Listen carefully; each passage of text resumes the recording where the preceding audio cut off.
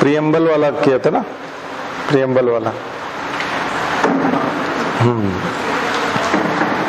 और कुछ आर्टिकल भी पढ़ना शुरू किया था हमने, आर्टिकल 1, 2, 3, 4 कुछ बोला था, आपसे बात की थी, नहीं की थी?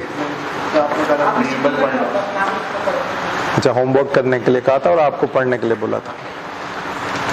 तो आर्टिकल 1 तो वही हो गया, क्या हो गया कि भारत और इंडिया दो नाम होंगे। तो नाम, देश का नाम, कंट्री और टेरिटरी, क्षेत्र पूरा, राज्य क्षेत्र, भारत और उसका राज्य क्षेत्र। नेशन शब्द नहीं है, स्टेट वर्ड है, ध्यान रखिए। कॉन्स्टिट्यूशन में नेशन शब्द बहुत कम जगह पर आया। ड्यूटीज में आप जाते हो तो वहां नेशन वर्ड आता है, बाकी स्टेट वर्ड आता है। तो भारत अथवा नहीं लिखना है, और नहीं लिखना है, भारत एंड है, ठीक है? दो नाम है भारत के, वो उसका हिंदी ट्रांसलेशन नहीं है, इंडिया का हिंदी ट्रांसलेशन नहीं है भारत, बल्कि भारत भी नाम है और इंडिया भी नाम है, ठीक है? दोनों नाम है। कई लोग उसको अथवा लिख देते हैं या उसका कॉनोटेशन मान करके फिर उसको उस तरह से बात करते हैं, जबकि वो नहीं है। और दूसरा उसका राज्य क्षेत्र, तो केवल नाम भर है।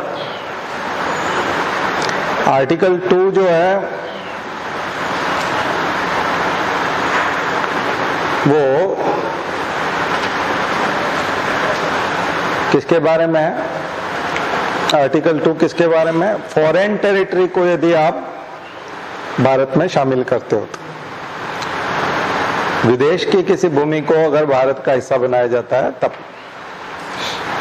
ठीक है? तो संसद जो है उसको अपना हिस्सा बना सकते हैं। लेकिन अगर आप भारत में ही नए राज्य का निर्माण करते हैं तो वो आर्टिकल 3 में आ जाएगा, ठीक है?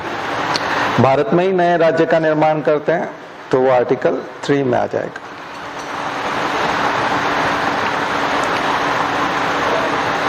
और आर्टिकल 4 ये कहता है कि जब भी ऐसा कभी होगा तो आपका साधारण बहुमत से काम हो जाएगा। उसके लिए संविधान संशोधन के लिए जो 368 में हम लोग बोलते हैं कि स्पेशल मेजोरिटी होनी चाहिए, तो स्पेशल मेजोरिटी की जरूरत नहीं है, सिंपल मेजोरिटी से बात बन जाएगी, सिंपल मेजोरिटी से बात बन जाएगी। तो फिर बेरूबारी केस में हमने क्यों किया कि उसमें हमने फिर 368 के उस स्पेशल मेजोरिटी को दोहराया था। वहां प्रॉब्लम ये थी कि बेरूबारी वाले में हम लोग शामिल नहीं कर रहे थे, बल्कि अपनी टेरिटरी पाकिस्तान को दे रहे थे, अपना एक हिस्सा दूसरे दे। तो हमारे हिस्से में जब हम कमी कर रहे हैं और किसी दूसरे को दे रहे हैं, तब हमको संसद के दोनों सदन और उन सबसे पूछना जरूरी होगा, तब स्पेशल मेजोरिटी की जरूरत होगी। लेकिन अब अगर हम शामिल कर रहे हैं तो स्पेशल मेजोरिटी की जरूरत नहीं, लेते समय जरूरत नहीं। जैसे आप पिता की दुकान पे बैठे हैं, अगर कोई पैसे लौटा के गया तो आप ले सकते हैं, पिताजी से पूछने की जरूरत नहीं है कि ये मुझे लौटा रहा है, क्या मैं ले लूं, क्योंकि आपको तो लेना है ना। लेकिन आपसे कोई उधार मांग रहा है पिता के नाम से कि आपके पिताजी ने कहा था कि वो दे देंगे, तब आप पिताजी से पूछेंगे कि ये लेने के लिए आए हैं, क्या मैं इन्हें दे दूं? तब पूछना जरूरी है, देते समय पूछना जरूरी है। तो थोड़ा सा समझिएगा उस चीज को, बहुत सिंपल है, सामान्य उदाहरणों से हम लोग निकाल सकते हैं। तो 1, 2, 3, 4 क्लियर हो गया, बहुत सिंपल है, बहुत ज्यादा इसमें परेशान होने की जरूरत नहीं। लेकिन हाँ, कुछ केसेस आपको याद रखना पड़ेंगे, क्योंकि प्रस्तावना संविधान का भाग है कि नहीं, बेरूबारी केस वो इसी से निकल करके आया, इन्हीं आर्टिकल से निकल करके आया। तो यहां पर सुप्रीम कोर्ट ने जब जब 1 से 4 तक सुना है, सिक्किम भारत का राज्य कैसे बना था, सिक्किम को राज्य का दर्जा, सबसे पहले जब भी हमको किसी को दर्जा देना होता है तो सिक्किम का भारत में विलय बिना किसी खून खराबे के हो गया। वहां के लोगों ने कहा कि हमको इसमें शामिल होना है, थोड़ा सा स्ट्रगल रहा, लेकिन ज्यादा नहीं, ज्यादा रेजिस्टेंस नहीं आया और भारत में शामिल हो गया। इंदिरा गांधी का प्रभाव कहिए उस समय में या जो भी, तो नेताओं का प्रभाव पड़ता है इन सब चीजों पर। टेरिटरी का शामिल होना, दूसरे पड़ोसी देशों का जो हमारे साथ व्यवहार होता है, वो उस समय में हमारा लीडर कौन है उस पर डिपेंड करता है, लीडर की पर्सनालिटी पे डिपेंड करता है। ठीक है, आपके पड़ोसी आपके साथ कैसे रहते हैं, आपके दादाजी या आपके पिताजी का कितना रुतबा है, उसके आधार पे आपसे व्यवहार होता है। जिसके परिवार का मुखिया कमजोर होता है उसको कोई भी पीट पाट के चला जाता है, मुखिया जबरदस्त होता है तो उसको बहुत इज्जत से पेश आते हैं, छोटे बच्चे से भी इज्जत से पेश आते हैं लोग, क्योंकि उनको मालूम है कि इस परिवार में ये फलाने का पोता है या फलाने का लड़का है और वो बहुत जबरदस्त लोग हैं। अगर उनको पता चलेगा कि किसी ने इससे तमीज से बात नहीं की तो बहुत बुरी चीज हो जाएगी। तो मुखिया से फर्क पड़ता है। और उसके बाद फिर कानून, आपके देश का कानून कैसा है, कोई आपके साथ आना चाहता है तो क्यों आना चाहता है, पड़ोसी आपके साथ जुड़ना क्यों चाहते हैं। कोई पड़ोस में कमजोर है, नेपाल की तरह, भूटान की तरह बहुत कमजोर है, लेकिन आपके साथ नहीं जुड़ना चाहता, तो क्यों नहीं जुड़ना चाहता, जबकि वो तो बहुत कमजोर है। महासागर में अगर मिल जाए तो बड़ी ताकत बन जाएंगे, भारत जैसे महान ताकत के साथ जुड़ जाएंगे तो बहुत बड़ी ताकत बन जाएंगे, लेकिन अभी तक नहीं जुड़ते। तो ये सब ऐसे बहुत सारे मुद्दे हैं जो मेंस में आ जाए कि भारत सांस्कृतिक विविधता वाला देश है, लेकिन पड़ोसी जो कुछ लोग हैं जिनकी संस्कृति तो भिन्न है भारत से, लेकिन उनकी समान संस्कृतियां तो भारत में निवास करती हैं, तो वो भारत में मिलने का प्रयास क्यों नहीं करते, कारण बताइए। तो ऐसे प्रश्न आ जाते। तो ये सब 1 to 4, आर्टिकल 1 से 4 तक डिस्कस हो, आपको उसका मैटर पता होना चाहिए कि इसमें क्या लिखा हुआ है। तो जाकर के उसकी लैंग्वेज पढ़िए। तो मैंने आपको मेंस भी बता दिया, और प्रीलिम्स के हिसाब से क्या पूछ सकते हैं, कैसे पूछ सकते हैं, अमेंडमेंट अभी तक जो भी हुए हैं वो पूछ सकते हैं। ठीक है, कब कब स्पेशल प्रोविजन की जरूरत पड़ी, स्पेशल मेजोरिटी की जरूरत पड़ी, कब कब सिंपल मेजोरिटी की जरूरत पड़ी, ये पूछा जा सकता है। और अभी हाल ही में हमने यूनियन टेरिटरी बना दिया, जम्मू एंड कश्मीर को जो है हमने यूनियन टेरिटरी बनाया, लद्दाख को बनाया, ये इसी का हिस्सा है 1 to 4 का। कुछ लोग बोल रहे थे कि आप राज्य तो बना सकते हो लेकिन यूनियन टेरिटरी नहीं बना सकता, और खास करके राज्य को तोड़ करके तो यूनियन टेरिटरी कभी नहीं बनाई गई। लेकिन इन सब में संसद को पर्याप्त अधिकार है, संसद को बहुत ज्यादा अधिकार है। ठीक है, सुप्रीम कोर्ट को भी है लेकिन संसद को भी ज्यादा अधिकार है। सुप्रीम कोर्ट केवल रिव्यू कर सकता है, सुप्रीम कोर्ट संविधान में बदलाव नहीं कर सकता। क्या कर सकता है, रिव्यू कर सकता है कि संसद ने जो किया है वो ठीक है नहीं, और लास्ट में उसको अनकॉन्स्टिट्यूशनल बोल सकता है, यानी स्ट्राइक डाउन कर सकता है, स्ट्राइक डाउन कर सकता है। तो स्ट्राइक डाउन कर सकता है, अनकॉन्स्टिट्यूशनल डिक्लेयर कर सकता है, लेकिन कॉन्स्टिट्यूशन से रिमूव नहीं कर सकता, रिपील नहीं कर सकता। सुप्रीम कोर्ट को रिपील करने का अधिकार नहीं है, वहां से हटाने का अधिकार नहीं है, वहां से हटेगा संविधान संशोधन की प्रक्रिया के द्वारा ही। इसलिए संसद की ताकत ज्यादा है। संविधान का संरक्षक माना गया है किसको, सुप्रीम कोर्ट को, लेकिन संविधान को चलाने का काम जो है वो पार्लियामेंट का। संविधान को चलाएंगे एग्जीक्यूटिव और उसमें बदलाव करेंगे पार्लियामेंट, व्यवस्थापिका। इसलिए कॉमा भी हटाना है तो संविधान संशोधन लगेगा, एक कॉमा का भी अगर संविधान में चेंज आएगा तो संविधान संशोधन लगेगा। इसलिए अगर कोई चेंज आता है, सुप्रीम कोर्ट अगर कुछ अनकॉन्स्टिट्यूशनल डिक्लेयर करता है तो वहां एक स्टार लग जाता है, वो चीज वहीं रहती है संविधान में, संविधान में ही लिखा हुआ होता है, बस वहां एक स्टार लगा देते हैं, और स्टार लगा के नीचे फुटनोट में एस्टेरिस्क हो जाता है, और उसके बाद नीचे फुटनोट में लिखा जाता है कि इसको अनकॉन्स्टिट्यूशनल सुप्रीम कोर्ट ने इस तारीख को इस केस में अनकॉन्स्टिट्यूशनल डिक्लेयर किया है, इसको स्ट्राइक डाउन किया हुआ है। ये लाइन जुड़ जाती है उसमें फुटनोट, पर वो वहां से हटता नहीं है। ठीक है, एक चीज तो ये क्लियर कर ले हम लोग। इसलिए संसद की ताकत बहुत ज्यादा है, इसलिए संसद ने बहुत सारी चीजें अभी ऐसी की है और अगर उसको चुनौती देने वाली कोई याचिका अगर पेंडिंग है, जैसे कि जम्मू कश्मीर और लद्दाख के मामले में है, तो ऐसे 300-400 लोगों ने PIL डाली और कई तरह की याचिकाएं डाली, लेकिन सुप्रीम कोर्ट ने उन सबको पेंडिंग कर दिया। तो जब 100 से ज्यादा, 50 से ज्यादा, 20 से ज्यादा जब ऐसी बहुत सारी याचिकाएं आती हैं एक साथ, बहुत सारी एप्लीकेशंस आती हैं, तो सुप्रीम कोर्ट उनमें से किसी एक को उठा करके उस नाम से उसको करके बाकी सबको उसमें मर्ज कर देता है। जैसे आरक्षण के विरोध में बहुत सारी आई थी, तो उसको इंदिरा साहनी केस बता दिया और उसको एक केस बना लिया। ढेर सारी याचिकाओं को अलग अलग, एक जैसी याचिकाओं को अलग अलग तरीके से नहीं सुना जाता। तो मैं थोड़ा सा आपको दृश्य भी बता दूं कि सुप्रीम कोर्ट और पार्लियामेंट और उन सब के जो, इससे आपका विजुअलाइजेशन होगा ना, थोड़ा सा समझ आएगी आपको, ठीक है। तो इसलिए 1 से 4 तक क्यों इंपॉर्टेंट है? एक तो नाम के मामले में, और चूंकि कॉन्स्टिट्यूशन की हम लोग बात कर रहे हैं, तो ये जो डॉक्यूमेंट है,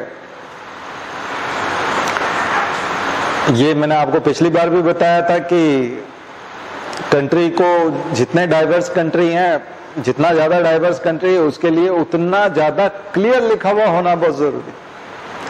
अगर क्लियर लिखा हुआ नहीं होगा एक एक चीज, तो फिर कंफ्यूजन क्रिएट होंगे और उन कंफ्यूजन की वजह से कहीं न कहीं लोग दुरुपयोग कर सकते हैं। इसलिए दस्तावेज का दुरुपयोग ना हो, सरकार गलत तरीके से ना बने, संसद सही तरीके से चलती रहे। इस वजह से कॉन्स्टिट्यूशन इतना पेचीदगी भरा है। इसलिए कॉन्स्टिट्यूशन के एक एक वर्ड पे बहस हुई है। अगर आप संविधान सभा की बहस को देखेंगे तो उसके आर्काइव में चले जाएं, संविधान के पार्लियामेंट के, तो वहां सारा ओरिजिनल डॉक्यूमेंट रखे हुए हैं कि कोई भी शब्द जो लिया गया है इंडिया और भारत, तो उसके ऊपर भी बहस हुई है कि दोनों नाम क्यों लिया गया, हिंदुस्तान नाम क्यों नहीं लिखा गया, तीसरा नाम भी जोड़ देते हैं हिंदुस्तान, और कोई नाम जोड़ देता है। इसलिए हर वर्ड पे बहस हुई है। संविधान के एक एक अनुच्छेद पर, एक एक लाइन में, एक एक सेगमेंट पे, एक एक वर्ड पे बहस हुई है कि ये वर्ड यहां होना चाहिए या नहीं। जब हम स्वतंत्रता के अधिकार में पढ़ेंगे तब उसमें लिखा है कि अक्रॉस द इंडिया घूमने फिरने का अधिकार है। तो उसमें आया कि विद इन इंडिया क्यों नहीं लिया, तो उसके ऊपर भी बहस है कि भारत में घूमने फिरने का अधिकार और पूरे भारत में घूमने का अधिकार, दोनों में अंतर है। इसके ऊपर भी बहस हुई। तो जब लोगों ने कहा कि विद इन इंडिया, तो उन्होंने कहा विद इन इंडिया लिखेंगे तो फिर उसका मीनिंग, तो अभी मैं आऊंगा 19 पे, तब तो कितनी छोटी सी बात है, अक्रॉस द कंट्री और विद इन कंट्री या विद इन इंडिया, पूरे देश में घूमने फिरने का अधिकार है ना, और देश के अंदर घूमने फिरने का अधिकार, दोनों में अंतर आ जाता है। तो छोटे छोटे शब्द पर कार्यपालिका प्रॉब्लम खड़ी कर सकते। संविधान में लिखा हुआ है देश के अंदर घूमने का अधिकार है, तो हम आपको भारत में भोपाल से पुणे जाने का अधिकार देते हैं, देश के अंदर दे रहे हैं, उसके अलावा नहीं दे रहे हैं। आया समझ? और जब पूरे भारत की बात आती है तो फिर वो कश्मीर से कन्याकुमारी हो जाता है।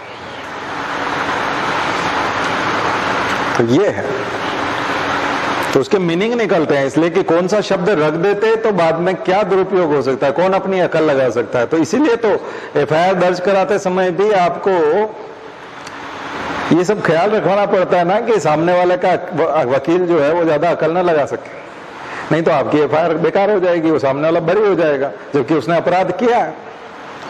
इसलिए लैंग्वेज एकदम सॉलिड होनी चाहिए, उसमें गुंजाइश नहीं होनी चाहिए। संविधान पढ़ने से कानूनी लैंग्वेज आती है, कानूनी ये जो आर्टिकल लिखे हुए हैं ये समझ लीजिए एकदम परफेक्ट है, परफेक्शन है उसमें कि ऐसा ही क्यों लिखा गया है। संविधान सभा में ढेरों वकील थे, 90% लोग वकील थे, वकालत पढ़े हुए थे, इसलिए वो जानते थे कि किसका दुरुपयोग होगा, किस चीज का दुरुपयोग होगा, वो जानते थे। इसलिए उन्होंने अधिकार भी दिए, मौलिक अधिकार भी दिए, या जो कुछ भी लिखा बहुत सोच समझ के लिखा। इसलिए कॉन्स्टिट्यूशन को वर्ड टू वर्ड पढ़ा जाता है, एक एक वर्ड को पढ़ा जाता है, उसको एक्सप्लेन किया जाता है, उसका मीनिंग निकलता है, डायलेमा ज्यादा नहीं रहता उसमें, दो अर्थ नहीं निकलते हैं। डिफरेंट कॉनोटेशन है कई जगह पर, लेकिन फिर भी ज्यादातर क्लियर है, उसका अर्थ एकदम क्लियर है कि वो बताना चाहता है, क्या बताना चाहता है, उसका मीनिंग क्या है। इसलिए कई लोग बोलते हैं ये वर्ड नहीं है, सेक्युलरिज्म वर्ड तो मूल संविधान में है नहीं, लेकिन केवल संविधान में सेक्युलरिज्म वर्ड की बात कर रहे हो? अरे हर आर्टिकल में सेक्युलरिज्म है, हर आर्टिकल में सेक्युलरिज्म, क्योंकि हर जगह लिखा है कि धर्म, मूल, वंश, जाति और इस आधार पर भेदभाव नहीं किया जाएगा। तो यही तो सेक्युलरिज्म है, भेदभाव नहीं किया जाएगा, यही सेक्युलरिज्म है। उसके लिए एक साथ लिखना जरूरी नहीं है। जब आपने एक एक कमरे पे लिखा हुआ हो कि जूते मुख्य दरवाजे के बाहर उतारने हैं, तो मुख्य दरवाजे पे चाहे ना भी लिखा हो तो क्या हो गया? अंदर जो कमरे हैं जितने भी, उन सब पे तो लिखा ही है ना, मुख्य दरवाजे पे बाद में लिख दिया उनने, बाकी तो हर कमरे में लिखा हुआ है। तो एक एक आर्टिकल आपको बताता है। तो इसलिए इसकी लैंग्वेज को थोड़ा सा मैं शुरुआत कर रहा हूं, तो उसको आप लोग एंजॉय कीजिए। और ये बहुत डरने की और बिल्कुल भी परेशान होने की या बिल्कुल मजाक करने की भी जरूरत वो नहीं है। कई लोग तो बहुत डरते हैं और कई लोग इसको मजाक में लेते हैं कि इसमें क्या है। नहीं नहीं, आप ही जब आप पढ़ना शुरू करोगे तो आपको लगेगा अच्छा ये भी मीनिंग, जैसे 1 to 4 वाली बात की तो अभी आपको बड़ा अजीब लग रहा होगा कि इसमें भी इतनी व्याख्या है। और भी पुराने कोई लेक्चर सुनोगे तो उसमें फिर अलग तरह की व्याख्याएं थी, आज पूरा बदल जाएगा, बहुत अलग अलग हो जाएगा। तो आइए सिटीजनशिप को शुरू करते हैं। नागरिकता, नागरिकता 3 कारणों से शुरू कर रहे हैं,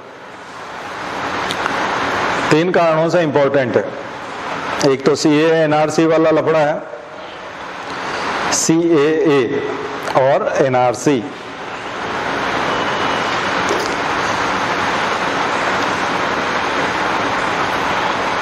ठीक है,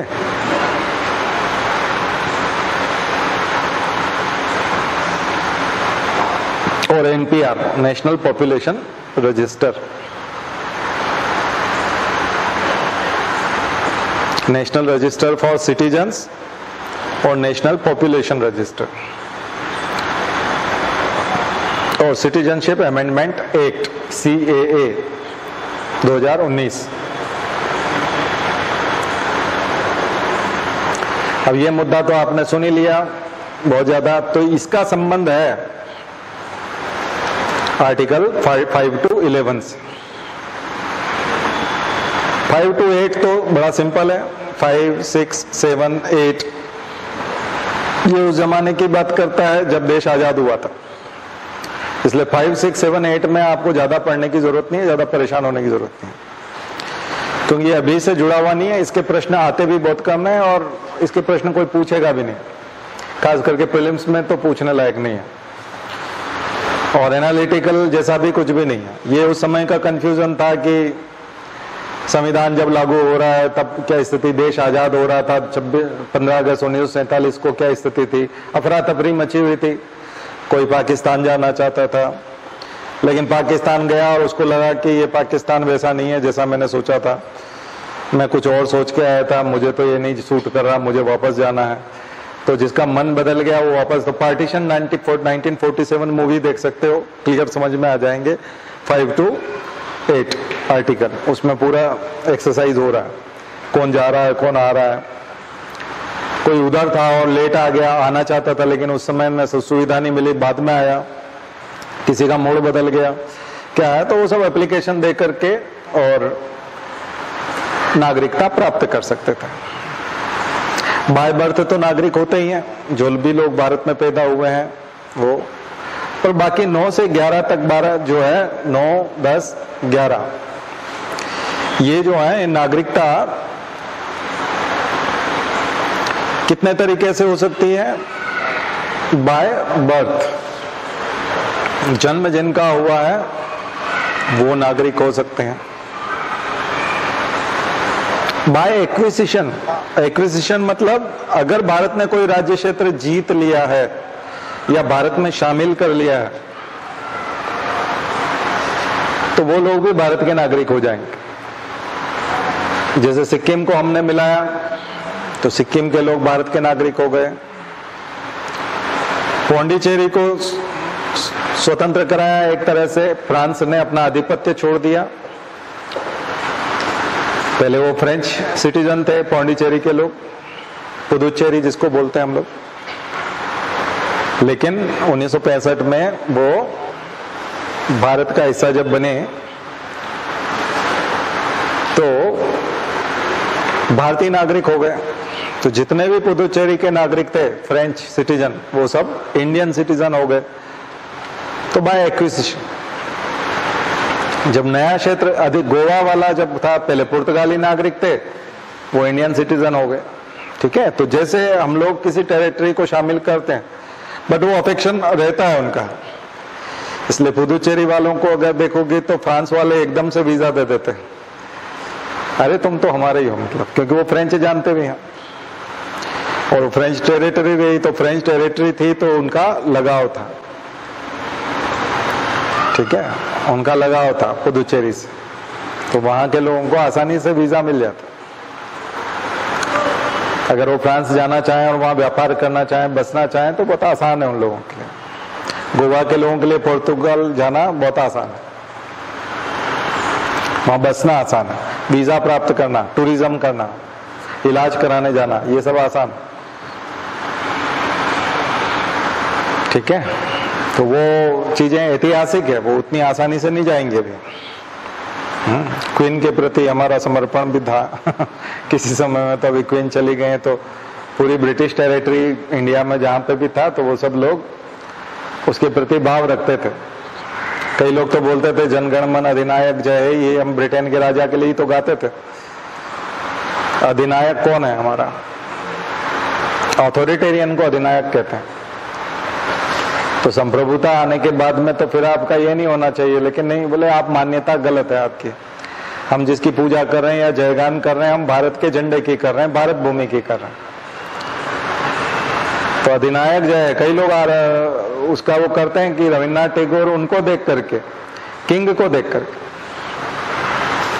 किंग के प्रति बात कर रहे हैं, ब्रिटेन के किंग की जय बोल रहे हैं कि हमारे जनगण मन, हमारे जनों के ऊपर, सिटीजन्स के ऊपर, हमारे गांवों के ऊपर और हमारे मनों के ऊपर शासन करने वाले, तुम्हारी जय हो।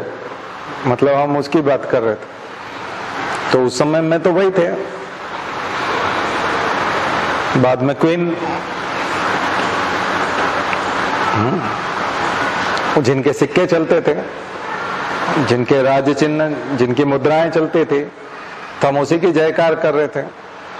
तो कई लोग तो उस पर भी आरोप लगाते हैं, लेकिन खैर हम उसमें डिबेट में नहीं जा रहे। डिबेट बहुत है इंडिया के साथ, बहुत किस्से हैं इंडिया के साथ। अगर आपके घरों में खूब चोरियां हुई हो, आपके यहाँ खूब लोग आए गए हों, तो आपके घर के बहुत किस्से होंगे बहुत किस्से होंगे। और जिस घर में कुछ नहीं हुआ, कभी चोरी नहीं हुई, कभी मेहमान नहीं आए, ज्यादा रिश्तेदार नहीं है, तो भारत के रिश्तेदार भी बहुत हैं, मालिक भी बहुत रहे हैं, बहुत लोग मालिक रहे हैं भारत के, बहुत लोग घुसपैठ किए, बहुत लोग आए गए हैं, बहुत चोरियां हुई हैं, बहुत डाके पड़े हैं, बहुत लूटे पिटे हैं हम लोग। इतिहास बहुत ज्यादा है हमारा। इतना इतिहास, इतनी हिस्ट्री किसी की नहीं होती है, इंडिया की बहुत है और बहुत पुरानी भी है, इसलिए ज्यादा भी है और बहुत रंग है उसमें और बहुत सेंटिमेंट्स है, बहुत सारी भावनाएं, इमोशंस बहुत है। इसलिए अभी पुरानी बात जब भी छेड़ी जाती है तो किसी न किसी के इमोशन हर्ट होते हैं, इमोशंस हर्ट होते हैं। किसी को कहो कि तुम्हारा शोषण हुआ था, कोई उससे नाराज होता है। किसी को कहो तुम्हारा शोषण नहीं हुआ था, उससे नाराज होता है। अच्छा, तुम मतलब हमारा इतना शोषण हुआ और तुमको लगता है कि हमारा बिल्कुल भी नहीं हुआ था। और किसी को तुम्हारा हुआ था, हमारा कैसे हो सकता है? क्षत्रिय जातियों को आप जाके बोलो कि किसी समय तुम्हारा भी शोषण हुआ था, तो आज भी मूंछ पे ताव देते ना, हमारा शोषण नहीं हो सकता, हम तलवार उठाते हैं तो खून की नदियां बह जाती है, ये वो। हाँ, तो किसी को ये भी नहीं कह सकते कि हमारी सिंपैथी आपके साथ है, आपके साथ बुरा हुआ, नहीं तो उस पर पीट सकता है वो। तो इंडिया के इमोशंस बड़े खतरनाक, सेंटिमेंट, यहाँ आप सहानुभूति भी नहीं दर्शा सकते। कोई गिर गया तो आप उठाने भी नहीं जा सकते, वो एकदम झटक के बोला कौन गिरा था? तुमने कैसे मुझे गिरा हुआ मान लिया? ये भी एक प्रॉब्लम है। ठीक है, और किसी को उठाने न गए तो मानवता पे ही प्रश्न चिन्ह उठ जाएगा कि मैं गिरा हुआ हूं, तुमको शर्म नहीं आती, मुझे उठाते नहीं हो। तो बड़ी विचित्र स्थिति है इंडिया की। इसलिए इतिहास जितना समृद्ध, इसलिए वर्तमान में बहुत फूंक फूंक के कदम रखना पड़ता है ना, लिखते समय भी आपको बहुत ध्यान से लिखना पड़ेगा, बहुत सेंसिटिव इश्यूज है। कॉन्स्टिट्यूशन उसको मेंटेन करता है, बहुत अच्छे से मेंटेन करता है। तो दो लोगों ने काफी अच्छे से मेंटेन किया है उस समय में सिचुएशंस को। किताबों के बाहर, कानून के बाहर गांधी ने मेंटेन किया है, राजनीति में नेहरू ने मेंटेन किया और कानून में अंबेडकर ने मेंटेन किया। तीन लोग थे मेंटेनर। भावनात्मक रूप से देश को संभालने वाले गांधी, राजनीतिक रूप से देश को संभालने वाले नेहरू और कानूनी रूप से संभालने वाले अंबेडकर। तीनों अपने अपने क्षेत्र के जानकार थे और तीनों ने बहुत अच्छे से संभाला, नहीं तो बहुत मुश्किल होती है। पिता के पास 50 एकड़ जमीन है, 5 बच्चे हैं, अब जमीन का बंटवारा हो जाएगा। 4 भाइयों ने तय किया कि हम साथ मिलकर रहेंगे और हम बंटवारा नहीं करेंगे। एक भाई ने जिद की, बहुत समझाया, झगड़ा हुआ सब, उसने जमीन अलग कर ली, अपना 10 एकड़ अलग कर लिया। तो ये जो ट्रांजिशन पीरियड होता है ना, जिस समय में वो अलग हो रहा है, हर चीज की गिनती हो रही है, बंटवारा हो रहा है, वो समय बड़ा कठिन होता है। एक बार जब बंटवारा हो जाए, एक पीढ़ी हो जाए, 10 साल, 20 साल, 30 साल हो जाए, तब बहुत आसान होता है, क्योंकि सेट हो चुका है, बाउंड्री बन चुकी है। खेत की जो बाउंड्री बनाई उस पर भी बड़ी बड़ी घास उगाई है और क्लियर हो गया है कि ये उसका है, और मानसिक रूप से भी क्लियर हो गया कि ये इनका है और ये हमारा है। तब तक बहुत स्थितियां बदल जाती है। लेकिन जिस समय ताजा ताजा बंटवारा हुआ, अभी बाउंड्री बनी थी, रात में कोई आके मिटाया, सुबह फिर लफड़ा है कि बाउंड्री है कहाँ, ये तो सब एक है। फिर कुछ लोग इधर से होके गुजर रहे हैं, फिर कोई उसके खेत से होके गुजर रहा है, पता ही नहीं चल पा रहा है कि अभी क्या है। तो शुरू में बहुत दिक्कत आती है। उस समय में जो सूझबूझ होती है वो बहुत उच्च स्तर की सूझबूझ की जरूरत पड़ती है। बाद में ज्यादा फर्क नहीं पड़ता, बाद में चीजें आ जाती है। पहली बार किचन का बंटवारा होता है तो किचन तो एक ही था, तो एक व्यक्ति चूल्हा खरीद के लेके आएगा, गैस का स्टोव खरीद के लाए, एक गैस की टंकी खरीद के लाए, टंकी उसके पास गई, गैस इसके पास गया। फिर किसी के पास चम्मच ज्यादा आ गई, किसी के पास चाकू ज्यादा आ गए, किसी के पास ये ज्यादा हो गया, किसी का, तो सबको कुछ न कुछ खरीदना। लेकिन एक बार किचन सेट हो गया पूरा, उसका भी और इधर भी, तो फिर स्मूथ चलने लगता है, बाद में बहुत स्मूथ हो जाता है। तो उस समय की दूरदर्शिता को आप समझिए। और ये सब चीजें चल रही थी और इसी बीच में कॉन्स्टिट्यूशन बन रहा था। और शुरू में तो कॉन्स्टिट्यूशन बनाने में पाकिस्तान का मुस्लिम लीग भी साथ था, पाकिस्तान भी साथ था। बाद में उसने कहा अब तो हमारा कॉन्स्टिट्यूशन ही अलग बनना है, तो 1956 में बन पाया उसका। हम तो बहुत जल्दी बना के बैठ गए, उनको टाइम लग गया। हमने तो 26 जनवरी 1950 को लागू भी कर दिया, उनको 6-7 साल और लग गए। ये होता है जो पुराने वाले किचन को रखता है ना पहले से जो सेट है वो जिसके हिस्से में आता है, जिसको पूरा नया बनाना पड़ेगा उसको टाइम लग जाएगा, क्योंकि अलग होकर के वो गया,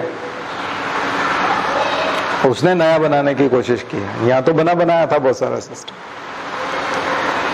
इसलिए जब राजधानी 2 हो जाती है, राज्य के 2 राजधानी हो जाती है, तो रायपुर जब डेवलप करने में टाइम लग गया। अच्छा डेवलप हुआ वो बाद में, लेकिन टाइम लग गया। पहले रायपुर की राजधानी भी, छत्तीसगढ़ की राजधानी क्या थी? भोपाल।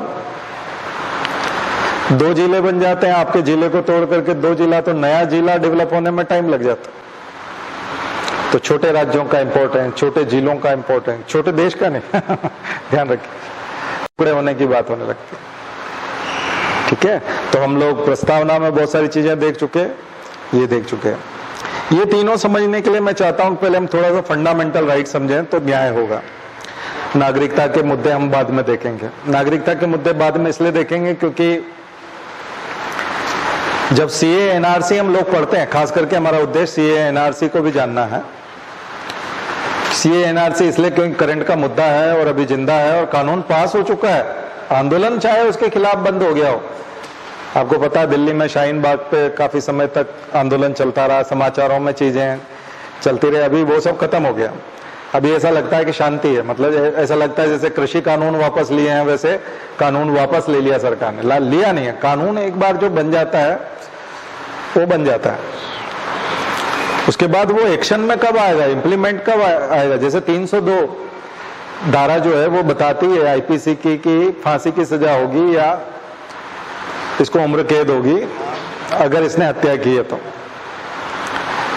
अगर कोई हत्या नहीं कर रहा है तो 302 सुनने में नहीं आएगा, लेकिन वो एग्जिस्ट करता है, वो बना हुआ है। इसलिए संसद में एक बार अगर कोई कानून बन गया तो कानून कहीं गया नहीं है, वो कानून है, किसी भी दिन उठ खड़ा होगा और किसी भी दिन गणना शुरू हो जाएगी। एनपीआर नेशनल पॉपुलेशन रजिस्टर सभी का है, इसमें विदेशी लोग भी आएंगे। नेशनल पॉपुलेशन में विदेशी लोग भी हैं, सेंसस की तरह है, और ये पॉपुलेशन रजिस्टर में सभी लोगों के नाम होंगे, लेकिन एनआरसी में उन्हीं के नाम होंगे जो नागरिक होंगे। एनआरसी और एनपीआर का अंतर समझ लीजिए। एनपीआर में वे सभी लोग होंगे जो नागरिक नहीं है, शरणार्थी हैं, रोहिंग्या हैं, कोई भी है, वो भी एनपीआर में तो आएंगे, जो भी भारत की टेरिटरी में रहता है, चाहे वो दूतावास में रहता हो, वो भी एनपीआर का हिस्सा होंगे। नेशनल पॉपुलेशन रजिस्टर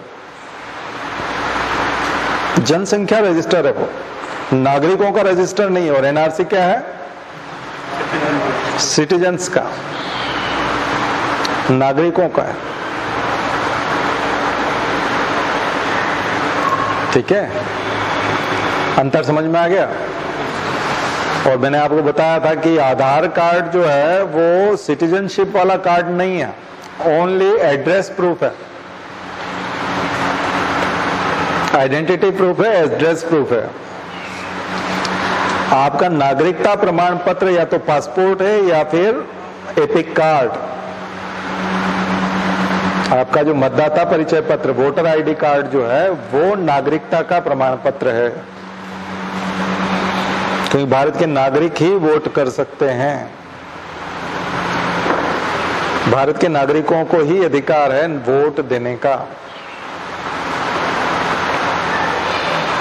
इसलिए मैं मौलिक अधिकारों में जाना चाहूंगा, क्योंकि मौलिक अधिकारों को समझे बिना सीए एनआरसी समझ में नहीं आएगा। कारण क्या है, क्योंकि सीए एनआरसी में साफ साफ लिखा हुआ है कि अफगानिस्तान, पाकिस्तान, बांग्लादेश से जो लोग आएंगे, हिंदू, जैन, सिख, ईसाई, पारसी, बौद्ध, वो भारत की नागरिकता के लिए आवेदन दे सकेंगे।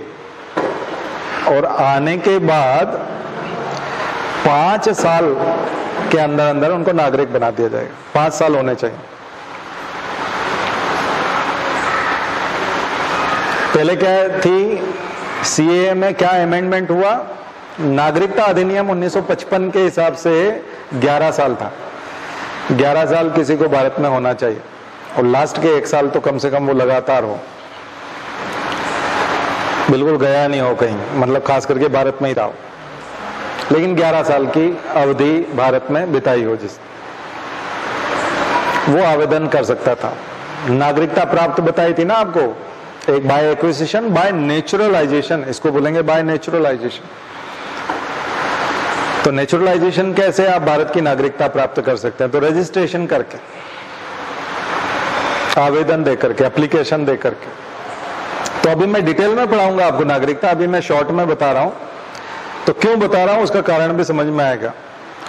तो सीए वाला बोलता है कि ये वाला जो कानून है ये बोलता है कि मुसलमान को छोड़ करके हिंदू, जैन, सिख, ईसाई, बौद्ध, पारसी में से कोई भी, सिख भी, अगर 5 साल भारत में रह लेता है, चाहे वो पाकिस्तान से आया हो, अफगानिस्तान से हो, बांग्लादेश से हो, तीनों देशों की बात करता है, और अगर वो आवेदन करता है तो उसको भारत की नागरिकता दे दी जाएगी, बट मुसलमान को नहीं दी जाएगी। अब मैं फंडामेंटल राइट्स में इसलिए आना चाहता हूं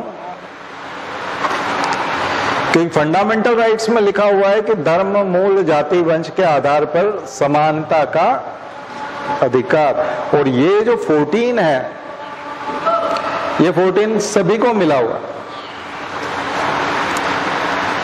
केवल देश के नागरिकों को नहीं है, एलियंस को भी है। और एलियंस 2 टाइप के, फ्रेंडली एलियंस और एनिमी एलियंस। तो पाकिस्तान और बांग्लादेश को छोड़कर के बाकी सब एनिमी एलियंस हैं कि फ्रेंडली है? यस, फ्रेंडली है। और पाकिस्तान और बांग्लादेश वाले जो लोग हैं वो एनिमी एलियंस हैं, शत्रु विदेशी हैं, विदेशी शत्रु हैं। शत्रु देश हमारे 2 हैं, बांग्लादेश और पाकिस्तान।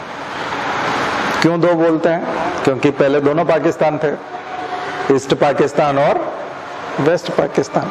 इसलिए शत्रु संपत्ति की बात आती है ना, भोपाल में बहुत शत्रु संपत्ति, यहाँ के लोग जो उस समय पाकिस्तान भाग करके चले गए, तो यहाँ आपको कोई फिजा से लेके इधर बहुत सारी शत्रु संपत्ति दिखती, भारत सरकार की संपत्ति। शत्रु संपत्ति भारत सरकार का कब्जा रहता, उसको शत्रु संपत्ति, एनिमी प्रॉपर्टी बोलते। जिन्ना का मकान, जिन्ना हाउस बॉम्बे में, शत्रु संपत्ति, मोहम्मद अली जिन्ना, कायदे आजम पाकिस्तान के, लेकिन भारत के शत्रु। पाकिस्तान की नागरिकता अगर कोई ले लेगा तो शत्रु। दाऊद इब्राहिम को अगर मान्यता दे दी, नागरिकता दे दी पाकिस्तान ने, तो भारत की नागरिकता समाप्त, तो शत्रु देश का नागरिक हो जाएगा। तो उसकी जो मुंबई में संपत्ति वो क्या कहलाएगी? शत्रु संपत्ति। कुछ समझ में आ रहा ना?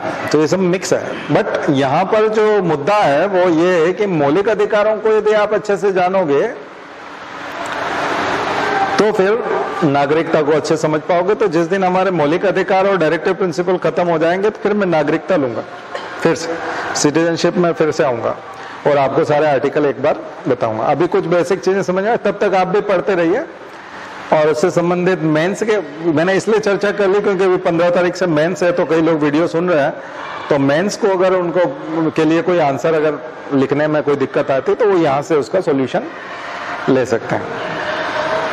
क्योंकि जो लोग विरोध कर रहे हैं सीए एनआरसी का, वो इस आधार पर कर रहे हैं कि समानता का अधिकार होना चाहिए। कॉन्स्टिट्यूशन ने लिखा है कि सबके साथ समान व्यवहार होना चाहिए। सरकार का ये कहना है कि हमने ये कानून बनाया पार्लियामेंट ने, तो आप तो अंदर हो ना, आप तो अंदर हो, आपको तो नागरिकता मिल चुकी है, चाहे आप मुसलमान हो, लेकिन आपको तो नागरिकता मिल चुकी है। अब उनको मिलेगी या नहीं, जो बाद में आएंगे उनको मिलेगी या नहीं। लेकिन आसाम का जो एग्जाम्पल है वो बहुत खतरनाक एग्जाम्पल है। आसाम में जो एनआरसी हुआ है सुप्रीम कोर्ट के कहने से, आसाम में इसलिए एनआरसी हुआ क्योंकि वहां बहुत सारे शरणार्थी आ गए थे। उसके अनुभव बड़े खराब हैं। उसके अनुभव ये खराब हैं कि एनआरसी में आना जरूरी होगा सिटीजन होने के लिए, और एनआरसी में आपको आइडेंटिफिकेशन प्रूफ दिखाना होगा कि आप भारत के नागरिक हो। उसका प्रूफ दिखाना पड़ेगा आपको कि आप भारत के नागरिक हो। और अगर आप प्रूफ नहीं दिखा पाए, और अगर आप हिंदू हो और सिख हो, ईसाई हो, पारसी हो, जैन हो, बौद्ध हो, मुसलमान के अलावा कोई हो, तो 5 साल और भारत में रहोगे, उसके बाद एक आवेदन दे दोगे तो आप भारत के नागरिक हो जाओगे। कुछ बात समझ में आई? या फिर 5 साल रहने का प्रूफ दिखा दोगे कि 5 साल से हम रह रहे हैं तो भी नागरिकता मिल जाएगी। लेकिन अगर मुसलमान प्रूफ नहीं दिखा पाया तो 5 साल के बाद या पिछले 5 साल में रहने के बाद भी उसको नागरिकता नहीं मिलेगी। बात समझ में आई ना? ये है मुद्दा कि मान लिया जाए किसी को 3 पीढ़ी हो गई भारत में और वोट देते देते भी 70 साल हो गए, बट वो कागज नहीं दिखा पा रहे। कागज प्रस्तुत करना बहुत मुश्किल काम है भारत, ढेरों लोगों के पास कागज नहीं है, तो डिटेंशन कैंप में जाना पड़ेगा, यानी कि जेल। तो हर जिले में डिटेंशन कैंप बनाने होंगे, इसलिए एनआरसी नहीं कर रहे अभी, क्योंकि एनआरसी की कलेक्टर ने एनआरसी करवा ली और किसी जिले की जनसंख्या 20 लाख निकली और उसमें 10,000 लोग निकल आए या 2,000 लोग भी निकल आए, 500 भी निकल आए, तो 500 लोगों की एक जेल बनानी पड़ेगी, उनको खाना देना पड़ेगा, उनको रखना पड़ेगा जब तक फाइनल सॉल्यूशन नहीं हो जाए। वो शरणार्थी टाइप हो जाएंगे। जब वोट देने के लिए लोग आते हैं भारत के, तो मैं जानता हूं कि आपको मैंने बताया भी था, कई लोग मशीन के सामने खड़े रहते हैं, उनको बटन दबाना तक नहीं आता, ढेरों लोगों को ऐसे ही मशीन के सामने जाकर खड़े हो जाते हैं।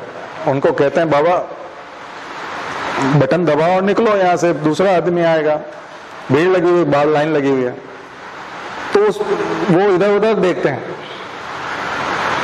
रेस्पॉन्स ही नहीं होता। जब आप सरकारी नौकरी में जाओगे तो ढेरों लोग, जीरो रेस्पॉन्स होता है, जीरो। उनको कहोगे कि यहां अंगूठा लगाओ तो अंगूठा न लगाए, आप कहोगे ये वाला कागज दो तो वो कागज न दें, आप कहोगे अपना नाम बताओ तो बोल देंगे क्यों दूं, क्यों बताऊं। आप मकान बांटने गए कि आपका मकान मिल जाएगा, आपका प्रधानमंत्री आवास योजना में मकान करवा देते हैं, तो मना कर देगा, मुझे मकान की जरूरत नहीं। अरे आपका मकान गिर रहा है, नया मकान बनवा लो, नहीं हम किसी का एहसान नहीं लेते, फ्री में मकान दे रहे हैं, फ्री में शौचालय दे रहे हैं। ढेरों लोग तैयार ही नहीं होते। इंडिया है ये। ऐसे में आप कहोगे आप विदेशी हो जाओगे, डिटेंशन कैंप में जाना पड़ेगा, तो चले भी जाएंगे।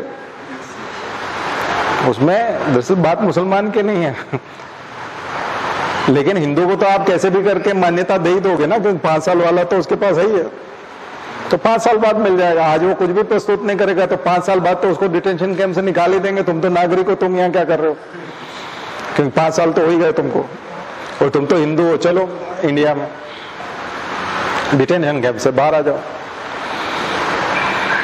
लेकिन मुसलमान के साथ ऐसा नहीं होगा, तो फिर वही वाली बात है। इसलिए मुसलमान लोग सबसे ज्यादा विरोध कर रहे हैं कि वो बोल रहे हैं कि तुम तो अंदर हो ना, तुम क्यों विरोध कर रहे हो। बात अंदर होने की नहीं है। अगर कोई मुसलमान कागज प्रस्तुत नहीं कर पाया तो कागज तो बहुत सारे लोग प्रस्तुत नहीं कर पाएंगे, बहुत सारे मंदबुद्धि हैं, बहुत सारे समझते ही नहीं है देश में, ढेरों लोग नहीं समझ। आप कभी गांव में जाकर के काम करो, मैं बिल्कुल ग्राउंड लेवल की चीज बता रहा हूं, ढेरों लोग नाम नहीं बताते, कोई कागज ही नहीं बताते, और कागज है भी नहीं, रखते भी नहीं, वो कोई रिकॉर्ड नहीं रखते, कोई रिकॉर्ड ही नहीं रखते किसी भी प्रकार का। बहुत ही विचित्र प्रकार की जनसंख्या है हमारी।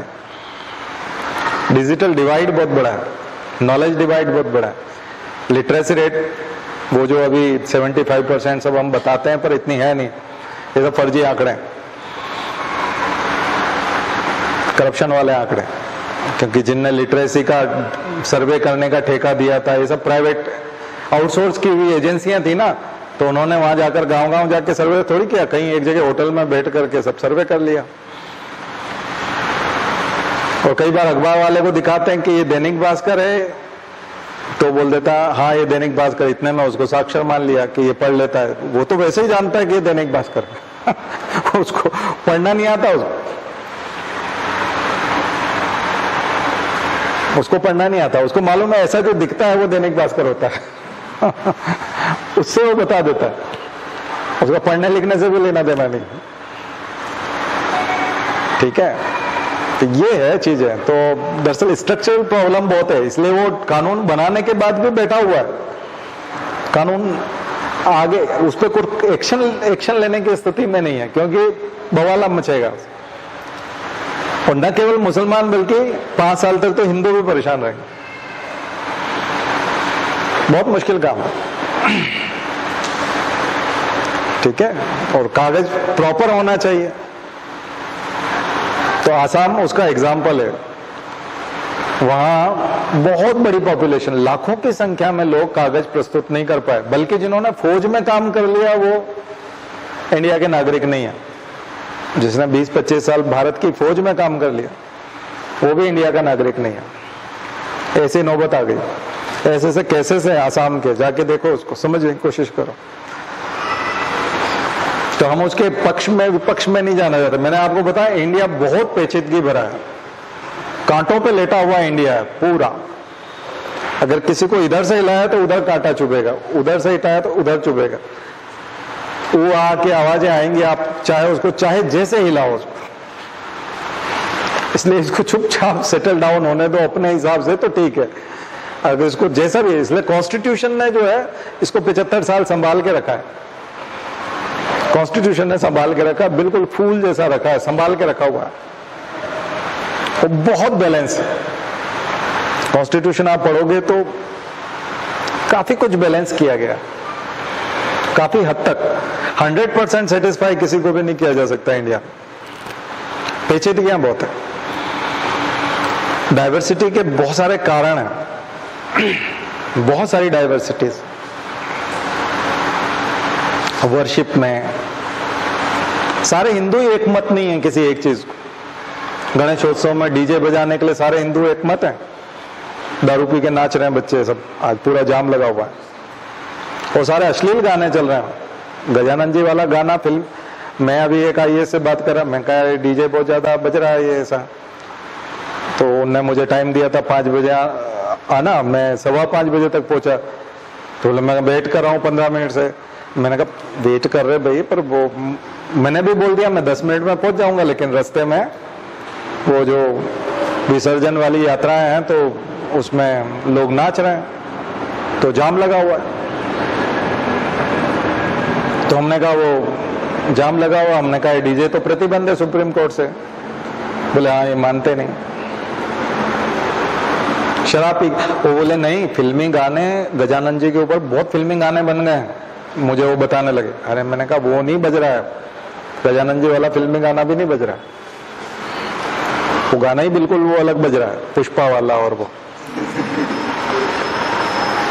वो गाना है गजानन जी का हो तो भी कोई दिक्कत नहीं, फिल्म का हो तब भी दिक्कत नहीं है। हमने कहा मामला ही दूसरा है। बोला अच्छा वो बज रहा है। मैंने कहा तो फिर जाके देखो वहां मामला ही दूसरा है।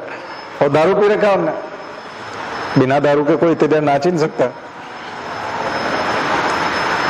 पागलपन की हद तक वो करते हैं ना। तो सारे हिंदू तैयार हैं इसके लिए? नहीं है। ये यही मत खत्म हो गया, यही 2 मत हो जाएंगे। बोले नहीं ये तो ठीक नहीं है भाई, मैं गायत्री परिवार का हूँ और हमारे गुरुजी ने जो है वाक्य लिखा है, परंपराओं की तुलना में विवेक को महत्व देंगे। तो उस सिद्धांत के आधार पर तो मैं खुद ही तैयार नहीं हूँ कि कम से कम सुप्रीम कोर्ट ने डीजे कहा है तो कोई बीमार आदमी होता है, आप डीजे के पास से निकल के देखो, आपका हार्ट वार्ट सब जगह बदल लेंगे अंदर के इंटरनल ऑर्गन हिल जाते हैं। उसके साउंड के पास से कभी निकले कि नहीं, जस्ट पास से हिला देता है, कंपन कर देता है। डेसिबल वेसिबल की मशीन बंद हो जाएगी डेसिबल मीटर ही काम नहीं करेगा, पूरा कांटा एकदम से इधर जाके उधर ही फिक्स हो जाएगा। भयंकर डेसिबल, आप माप भी नहीं सकते। तो ये सब हार्मफुल है।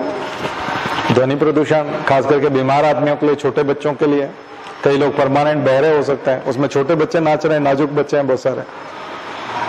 शराब पी रखा है। तो सब अध्यात्म के नाम के, धर्म के नाम पे काफी कुछ बकवास है। तो दरअसल हमारे फेथ वर्शिप जिसकी भी हमको स्वतंत्रताएं हैं, स्वतंत्रता तो है, बहुत ज्यादा स्वतंत्रता है 25 में, आर्टिकल 50-25 व्यक्तिगत स्वतंत्रता धर्म के मामले। इंडिविजुअल को मिला हुआ आर्टिकल है आर्टिकल 25, इंडिविजुअल आदमी को, सिटीजन को, कलेक्टिव रूप से नहीं है। जबकि 26, 27, 28 की बात करेंगे तो वो आपका कलेक्टिव जाएगा। लेकिन 25 किसको है? इंडिविजुअल, एक व्यक्ति को अबाध रूप से मानने की स्वतंत्रता, उसको कोई रोकेगा नहीं। मानने की भी और न मानने की भी स्वतंत्रता। ईश्वर के एग्जिस्टेंस को मानना तो थीस्ट होना, एथिस्ट होना और एग्नोस्ट होना। है या नहीं ईश्वर नहीं पता। भगवान बुद्ध वाले बौद्ध धर्म, हमें पता ही नहीं है कि ईश्वर है कि नहीं। हम उस पछड़े में भी नहीं पढ़ना चाहते। भगवान बुद्ध थोड़ा साइड हो लिए, उन्होंने कहा ये मुझसे ना पूछो कि ईश्वर है या नहीं, और होगा तो भी ठीक है और नहीं है तो भी कोई बात नहीं। संसार में इतने सारे दुख हैं कि मुझे उसकी चर्चा करनी है। जो सोरो है, दुख है, मैं उससे बाहर निकलने की बात कर रहा हूं। तो अष्टांगिक मार्ग बताया मैं, 4 आर्य सत्य बताया। बोले दुख तो है, दुख है, लोग दुखी हैं और दुख हैं और दुख के कारण भी हैं, वो थे आर्य सत्य। फिर बाद में क्या बोला कि नहीं, लेकिन उसके बाद उन्होंने रास्ता बताया कि अष्टांगिक मार्ग, 8 फोल्ड पाथ, अगर उस पर चलें तो मुक्ति पाई जा सकती है दुख से। बस मैं यही चर्चा करना चाहता हूं, यही धर्म है। और अत्त दीपो भो, अपना दीपक स्वयं बने, यानी परंपराओं की तुलना में विवेक को महत्व दें, अपना दीपक स्वयं बने। और इतनी बात करके वो खत्म कर दिया। भगवान है या नहीं उसके चक्कर में वो पड़े ही नहीं। एग्नोस्टिक आइडियोलॉजी 25 मानने की इजाजत देता है। आप ईश्वर को मानते हैं, ठीक है। आप ईश्वर को नहीं मानते हैं, ठीक है, मत मानो। तो नहीं मानने वाले, हिंदू धर्म में दोनों है, ईश्वर को मानने वाले भी हैं, ईश्वर को नहीं मानने वाले, दोनों हिंदू में दोनों लोग हैं। कबीरपंथी लोग जो होते हैं, कबीर वाले, निर्गुण व्यक्ति के, वो निर्गुण मानते हैं, साकार रूप मानते ही नहीं। मुसलमानों की तरह निर्गुण, मुसलमानों का भी साकार ईश्वर नहीं है, इसलिए वो भूत के रूप में पूजा नहीं करते। और सबसे बड़ी आश्चर्य की बात है, दुनिया में एथिस्ट लोगों का 3रा नंबर, दुनिया में ईश्वर को न मानने वालों की संख्या 3रे नंबर पर है। तमाम धर्मों में 3रे नंबर पे आते हैं वो दुनिया में, ईश्वर को न मानने वाले लोग। इतनी बड़ी जनसंख्या भारत में भी है, तो इसलिए डाइवर्सिटी तो बहुत ज्यादा है। और मैंने अभी बता ही दिया कि हिंदू धर्म में ही कई तरह के मत होंगे कि ये कर लें कि नहीं कर लें, ये हो जाए कि नहीं हो जाए, ठीक है ना। सती प्रथा को बंद करते समय ब्राह्मणों में ही 2 मत थे। ब्राह्मण का एक तबका राधाकांत देव के नेतृत्व में राजा राम मोहन राय का कितना विरोध करता था कि नहीं, ऐसा कैसे हो सकता है, उसको तो मरना ही होगा, अब उसका पति नहीं है इस संसार में, वो जी के क्या करेगी, या तो उसका चरित्र भ्रष्ट हो जाएगा। तो जिस दिन आप धर्म का कुरूप, अगर सुधारवादी धर्म नहीं रहा, प्रगतिशील धर्म नहीं रहा, समाज के लिए लाभकारी नहीं रहा, युगानुकूल नहीं रहा, वैज्ञानिक अध्यात्मवाद के अनुरूप नहीं रहा, साइंटिफिक टेम्परामेंट लिए हुए नहीं रहा, तो धर्म नष्ट हो जाएगा। कालांतर में वो धर्म नष्ट हो जाता है। धर्म के बने रहने की, किसी भी धर्म के लंबे समय तक बने रहने की विशेषता ये होती है कि वो युगानुकूल अपने अंदर परिवर्तन करता है, अनुकूलन करता है, एडाप्टेशन करता है। महादेव गोविंद रानडे का कथन था ये कि एडाप्टेशन बहुत जरूरी है, और हिंदू धर्म एडाप्ट होता रहता है। एडाप्टेशन है ना, पहले हम हाथ से बजाते, फिर मशीन से आरती होती है, घंटा बजाने वाली मशीन आ गई कि नहीं, तो मशीन आई तो हमने लाउड स्पीकर लगा दिया, लाउड स्पीकर लग गया। अब प्रसाद जो है वो पैकेट में आता है, वो जो स्वीट्स वाले का पैकेट आता है वैसे पैकेट में आता है। प्रसाद पहले हाथ में देते थे, कोरोना आया तो बोले हाथ में नहीं, उसको पॉलीथीन में बंद करके दो या उसमें दो, हाथ नहीं लगने चाहिए, तो चेंज आया ना। हमने प्रसाद देने की तरीके में बदलाव कर दिया, तो कई मंदिरों में प्रसाद पैकिंग में मिलता है, आप घर जाके खा लीजिए।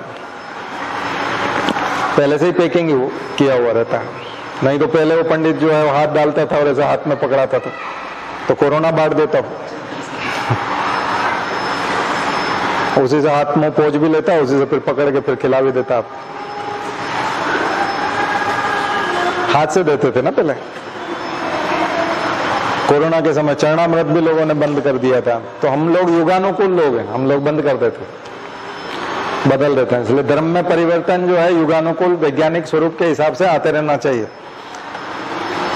और वो जरूरी है।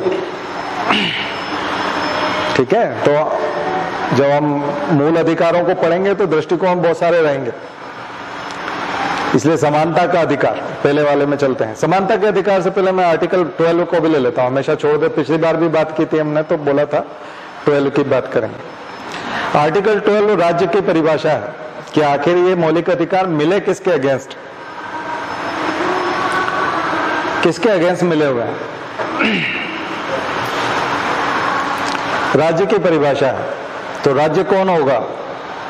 तो राज्य में वो सब आएंगे, पार्लियामेंट भी आएगी, विधानसभाएं भी आएंगी, सारे पदाधिकारी आएंगे, ऑफिस होल्डर आएंगे, जितने भी जो सरकार के, काउंसिल ऑफ मिनिस्टर्स आएगा, एग्जीक्यूटिव आएंगे, और कॉरपोरेशंस आएंगे, और गवर्नमेंट एफिलिएटेड जितनी भी इंस्टीट्यूशंस हैं, ऑर्गेनाइजेशंस हैं, वो सब आएंगी, सरकारी सहायता प्राप्त संस्थान आएंगे, सबके सब राज्य है। बट एक राज्य की परिभाषा से बाहर है, खास करके मौलिक अधिकारों के मामले में। देखिए, मौलिक अधिकारों में जब राज्य शब्द आएगा तब स्टेट का मीनिंग अलग होगा, और बाकी कॉन्स्टिट्यूशन में जब राज्य आएगा तब स्टेट का मीनिंग अलग होगा। ध्यान रखिए। तो हम आर्टिकल 12 में राज्य की परिभाषा मौलिक अधिकारों के तहत है, क्योंकि मौलिक अधिकार 12 से 35 है। तो जब हम आर्टिकल 12 में राज्य पढ़ेंगे तो वो परिभाषा केवल मौलिक अधिकारों के लिए लागू होगी। और उधर 36 बोलता है, डीपीएसपी की शुरुआत में 36 बोलता है कि इसमें राज्य की परिभाषा वही होगी जो 12 में है। बात समझ में आएगा? तो डीपीएसपी के लिए भी राज्य का मतलब वही है, और मौलिक अधिकारों के लिए भी राज्य का मतलब वही है। दोनों के लिए स्टेट का मतलब वही है। तो जो मैंने अभी आपको बताया, उसके अगेंस्ट मौलिक अधिकार मिलेंगे। कुछ मौलिक अधिकार ऐसे हैं जो अन्य प्राइवेट सिटीजन्स के अगेंस्ट भी मिले हुए हैं, अन्य नागरिकों के अगेंस्ट भी है। जैसे कि अनटचेबिलिटी वाला आर्टिकल 17, आर्टिकल 23 शोषण के विरुद्ध अधिकार। राज्य शोषण कर रहा है, कोई जिलाधीश, कलेक्टर, डिप्टी कलेक्टर, एसडीएम, तहसीलदार शोषण कर रहा है, तब तो आप रेमेडी प्राप्त करने के लिए सुप्रीम कोर्ट जाओगे ही 32 में, क्योंकि 23 के तहत शोषण हो रहा है, क्योंकि राज्य शोषण कर रहा है। लेकिन अगर कोई व्यक्ति शोषण कर रहा है, कोई दुकान वाला है, कोई मकान मालिक है, या कोई घरेलू नौकर है, तो उसने जो नौकरी पे जिसने रखा है वो व्यक्ति अगर शोषण कर रहा है, तो उसके अगेंस्ट भी मौलिक अधिकार काम करेंगे। सारे मौलिक अधिकार आम आदमियों के अगेंस्ट नहीं है। आम नागरिकों को मिले हुए हैं सभी मौलिक अधिकार, लेकिन कुछ मौलिक अधिकारों में, जैसे कि 15 में भी अगर कोई छुआछूत करेगा, डिस्क्रिमिनेशन करेगा, व्यवहार अलग करेगा, तो उसके विरुद्ध जाया जा सकेगा। दूसरे नागरिकों के साथ जैसा व्यवहार हो रहा है वैसा ही व्यवहार इसके साथ होना चाहिए। 15 क्या कहता है? अन्य नागरिकों के साथ जैसा हो रहा है वैसा सेम व्यवहार इसके साथ होना चाहिए। 15 ये कहता है। अलग व्यवहार नहीं, ठीक है?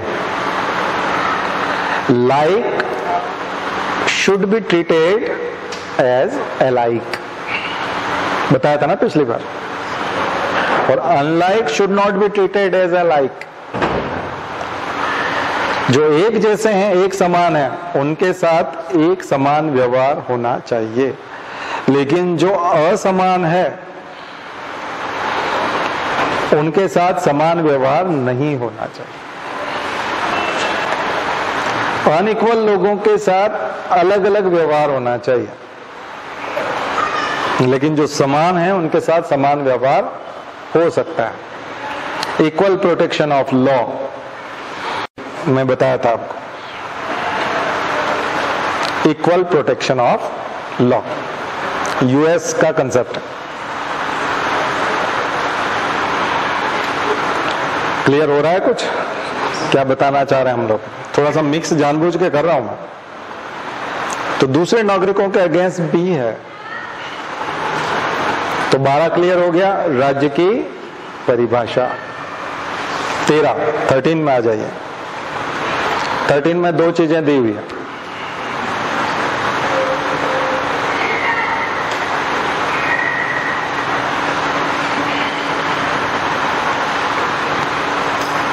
पहला क्या दिया है?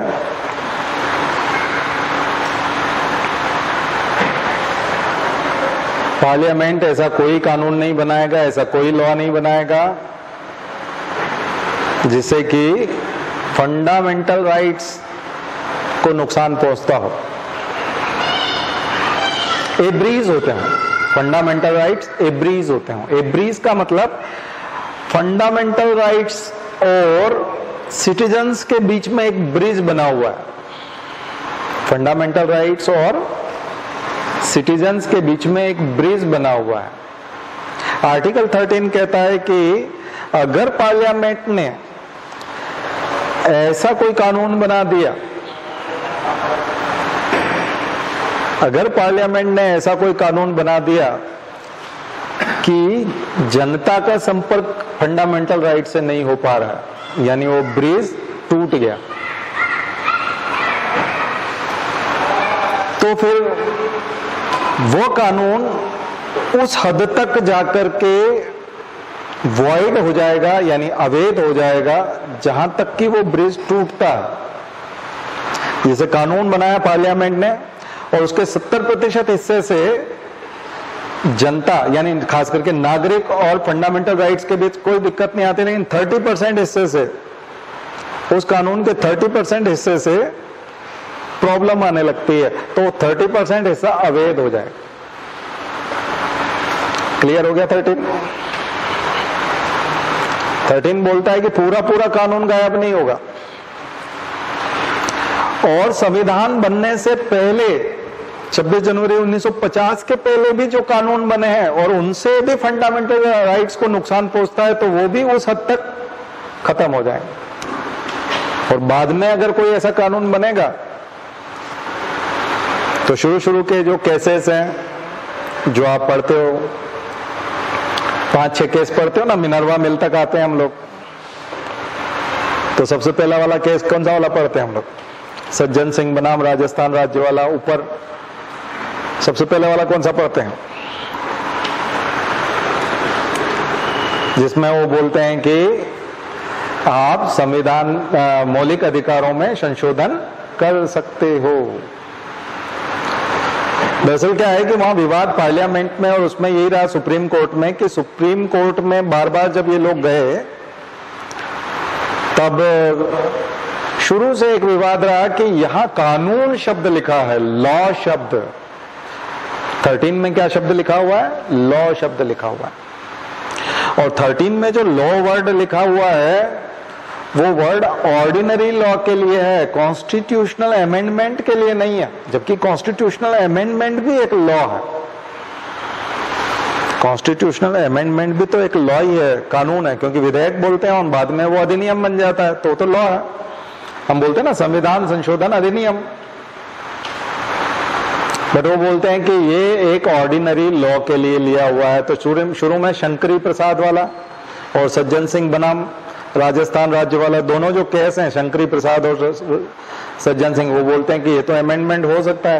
लेकिन 67 में जब हम गोलकनाथ वर्सेस पंजाब स्टेट वाले राज्य में आते हैं, केस में आते हैं, तो सुप्रीम कोर्ट बोलता है कि अपने निर्णय को बदल देते हैं।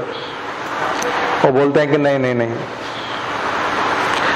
फंडामेंटल राइट्स में आप जो है, ये जो आप कॉन्स्टिट्यूशनल अमेंडमेंट कर रहे हो, ये भी वो 13 वाला ही लॉ है।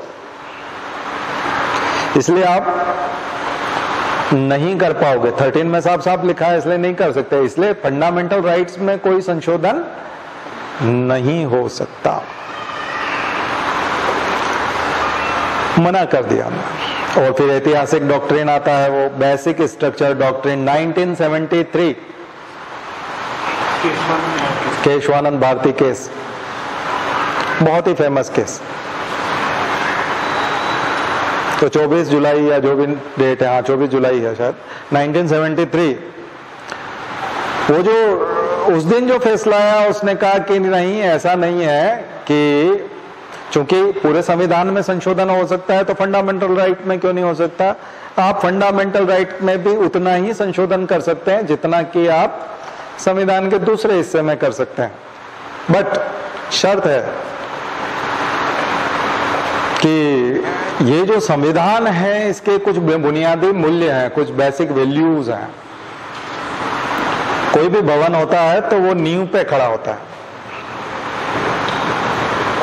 बिना फाउंडेशन के कोई भवन नहीं होता। तो संविधान जिस भवन पे खड़ा है उसकी एक नींव है, और वो जो स्ट्रक्चर है वो बेसिक स्ट्रक्चर है। वो नींव है, वो बेसिक स्ट्रक्चर है, वो एसेंस है, वो उसकी आत्मा है। और उसके बिना अगर आप किसी की नींव हिला देंगे तो फिर स्ट्रक्चर ही नहीं बचेगा। तो बेसिक स्ट्रक्चर के साथ में छेड़छाड़ करना ठीक वैसा ही है जैसे आप उसकी हत्या कर, क्योंकि उसके बाद वो बचेगा नहीं। तो कॉन्स्टिट्यूशन का कोई मतलब ही नहीं रह जाएगा अगर हमने वहां छेड़छाड़ कर दी। इसलिए आप उस बेसिक स्ट्रक्चर को छेड़छाड़ ना करें, बाकी जो बदलना है बदलना, आपको जो बदलना है, जैसा करना है करें, बेसिक स्ट्रक्चर के हिसाब से छेड़छाड़ ना करें।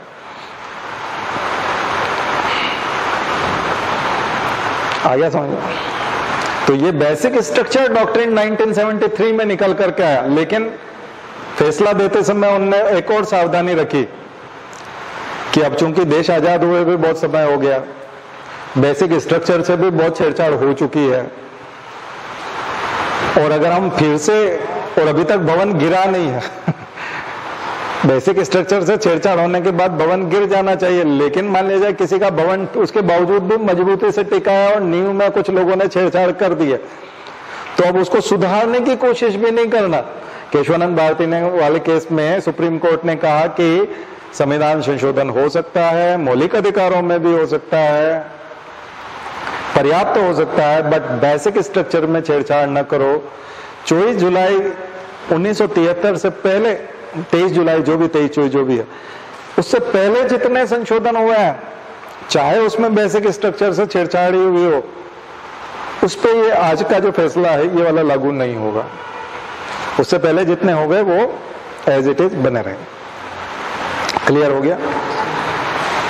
तो ये उन पे लागू नहीं होगा, रेट्रोस्पेक्टिव नहीं होगा, बट आगे आपको ध्यान रखना है कि फंडामेंटल बेसिक स्ट्रक्चर के साथ छेड़छाड़ नहीं करना है। तो फिर ये आया कि बेसिक स्ट्रक्चर के साथ छेड़छाड़ नहीं करना है, तो ये कौन तय करेगा कि ये बेसिक स्ट्रक्चर है या नहीं? तो ये जो सैंक्टिटी है ये तो उसी में है, सुप्रीम कोर्ट में, वही उसी को पूरा अधिकार है संविधान की व्याख्या करने का, उसको एक्सप्लेन करने का, उसको समझाने का, उसकी व्याख्या करने का अधिकार किसको है? सुप्रीम कोर्ट को। तो सुप्रीम कोर्ट समय समय पर अपने फैसलों से बताता रहता है कि बेसिक स्ट्रक्चर में क्या क्या आता है। जुडिशियल रिव्यू, क्योंकि इसी समय में इंदिरा गांधी ये भी संशोधन कर चुकी थी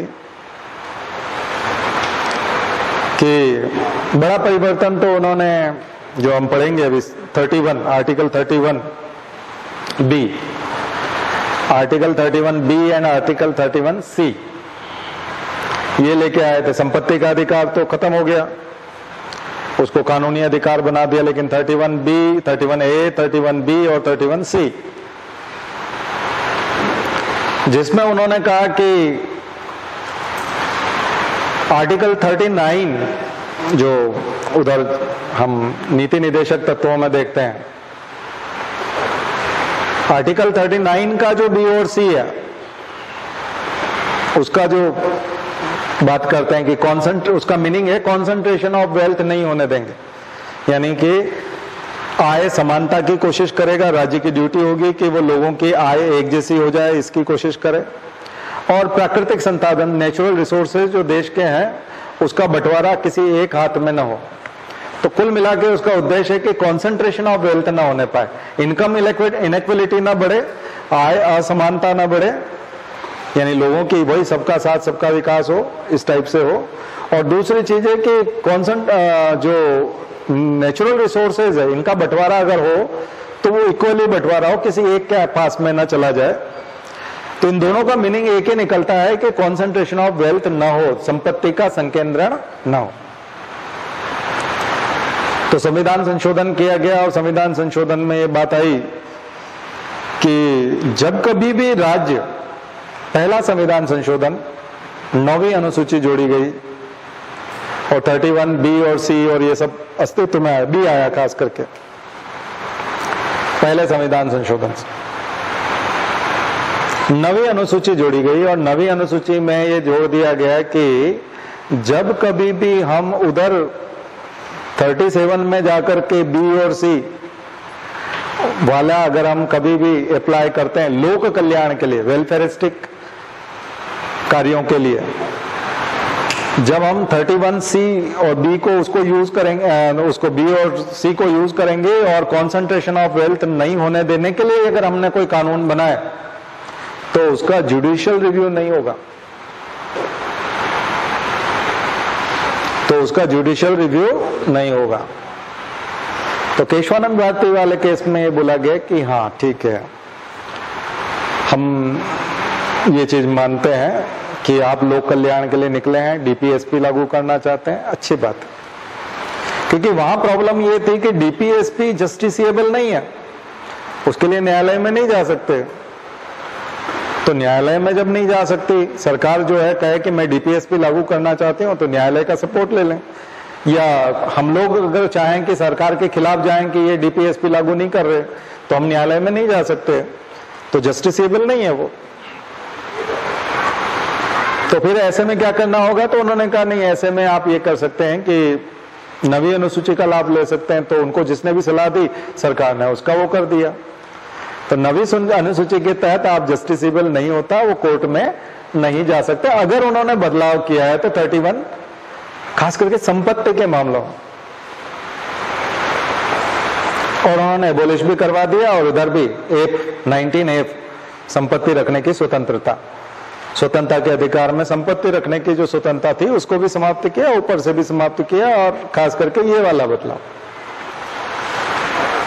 बट वहां पर उन्होंने कहा ठीक है, ये बात तो ठीक है, बहुत अच्छी बात है कि आप ये लागू करना चाहते हैं, लागू करिए, लेकिन ये जो जुडिशियल रिव्यू के लिए आपने लिखा है ना कि इसका जुडिशियल रिव्यू नहीं हो सकता।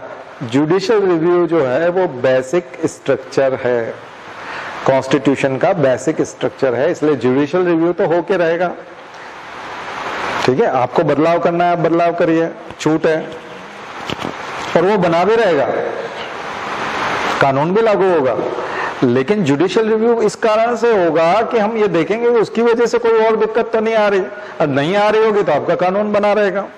क्योंकि आगे जाकर के जब सरकार ने एक और चीज की, मिनर्वा मिल केस में, मिनर्वा मिल केस जो है वो 1980, उस केस में सुप्रीम कोर्ट ने से पहले जो है सरकार ने क्या कर दिया, उन्होंने कहा कि डीपीएसपी के जो पूरे 36 से 51 है, 36 to 51, उनमें से किसी को भी यदि हम लागू करते हैं तो हमें अधिकार है, किसके तहत? 31B(C) के तहत, और उसमें जुडिशियल रिव्यू नहीं होगा। तो सी पूरा का पूरा स्ट्रक डाउन कर दिया सुप्रीम कोर्ट ने, ये पूरा 36 से 51 की छूट नहीं दे सकते। जुडिशियल रिव्यू तो होगा ही होगा, लेकिन 36 से 51 पूरे की छूट आपको नहीं मिल सकती। केवल आपको छूट मिली है 39B और C के लिए। आ गया समझ में? क्लियर हो गया? तो पूरा जो कहानी है मिनर्वा मिल तक कि क्या संशोधन हो सकता है फंडामेंटल राइट्स में, क्या संशोधन, ये सब 13 में लिखना। जब कभी आर्टिकल 13 लिखने को आए तब लिखना है आपको। ये पूरी मिनरवा मिल तक की कहानी। और मैं आपको अपने स्टूडेंट्स को सबको बताता हूं, मेरे यहाँ रेगुलर क्लास है उसमें भी बताता हूं कि ये जो मैंने पूरी रामायण बताई है, ये पूरा आपको हर साल लिख के आना है, बशर्ते आपको पता हो कि कौन से आंसर में लिखना है। बाकी लिख के आना ही आना है आपको।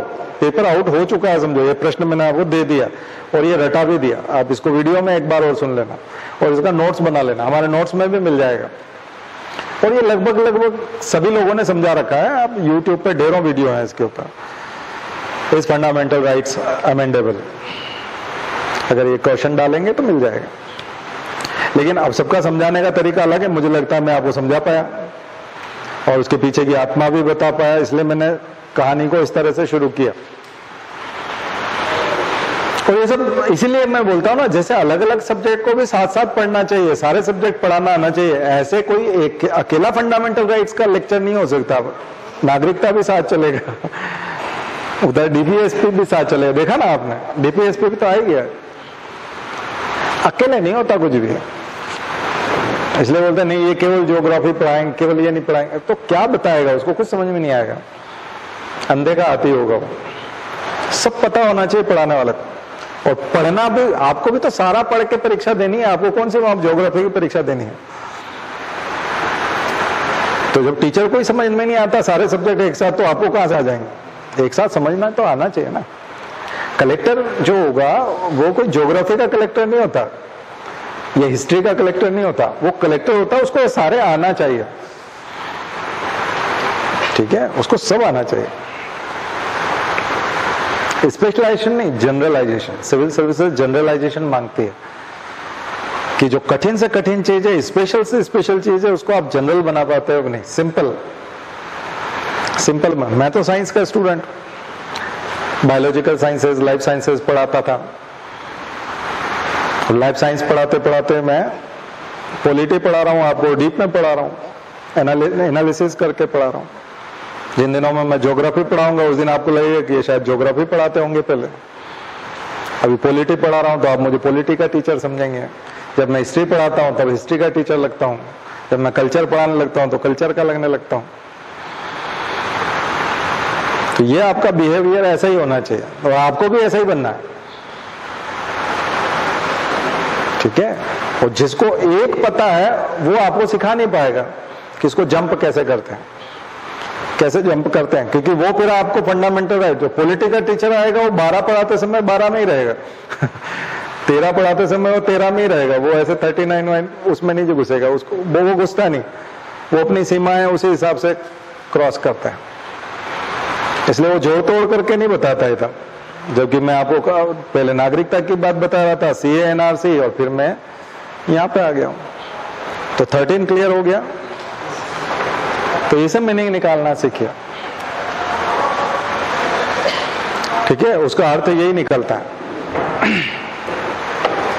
तो संसद के द्वारा बनाई गई चीजें और ये, और फंडामेंटल राइट्स का भी बहुत सम्मान है। फंडामेंटल राइट्स का उद्देश्य पूरा होना चाहिए। फंडामेंटल राइट्स का 13 ये बताता है कि उसका उद्देश्य पूरा होना चाहिए। फंडामेंटल राइट्स देने का उद्देश्य पूरा होना चाहिए, मीनिंगफुल है वो, मजाक नहीं है। और सबसे बड़ी चीज है कि फंडामेंटल राइट्स के लिए रिसोर्सेज खर्च ही नहीं होते। किसी के साथ समान व्यवहार होने के लिए रिसोर्सेज खर्च करने की जरूरत नहीं। आप 200 नौकरियां दे रहे हैं, समान रूप से दो। आपको यह नहीं कहा जा रहा है कि आप 250 नौकरी दो। लोक नियोजन में अवसर की समानता 16।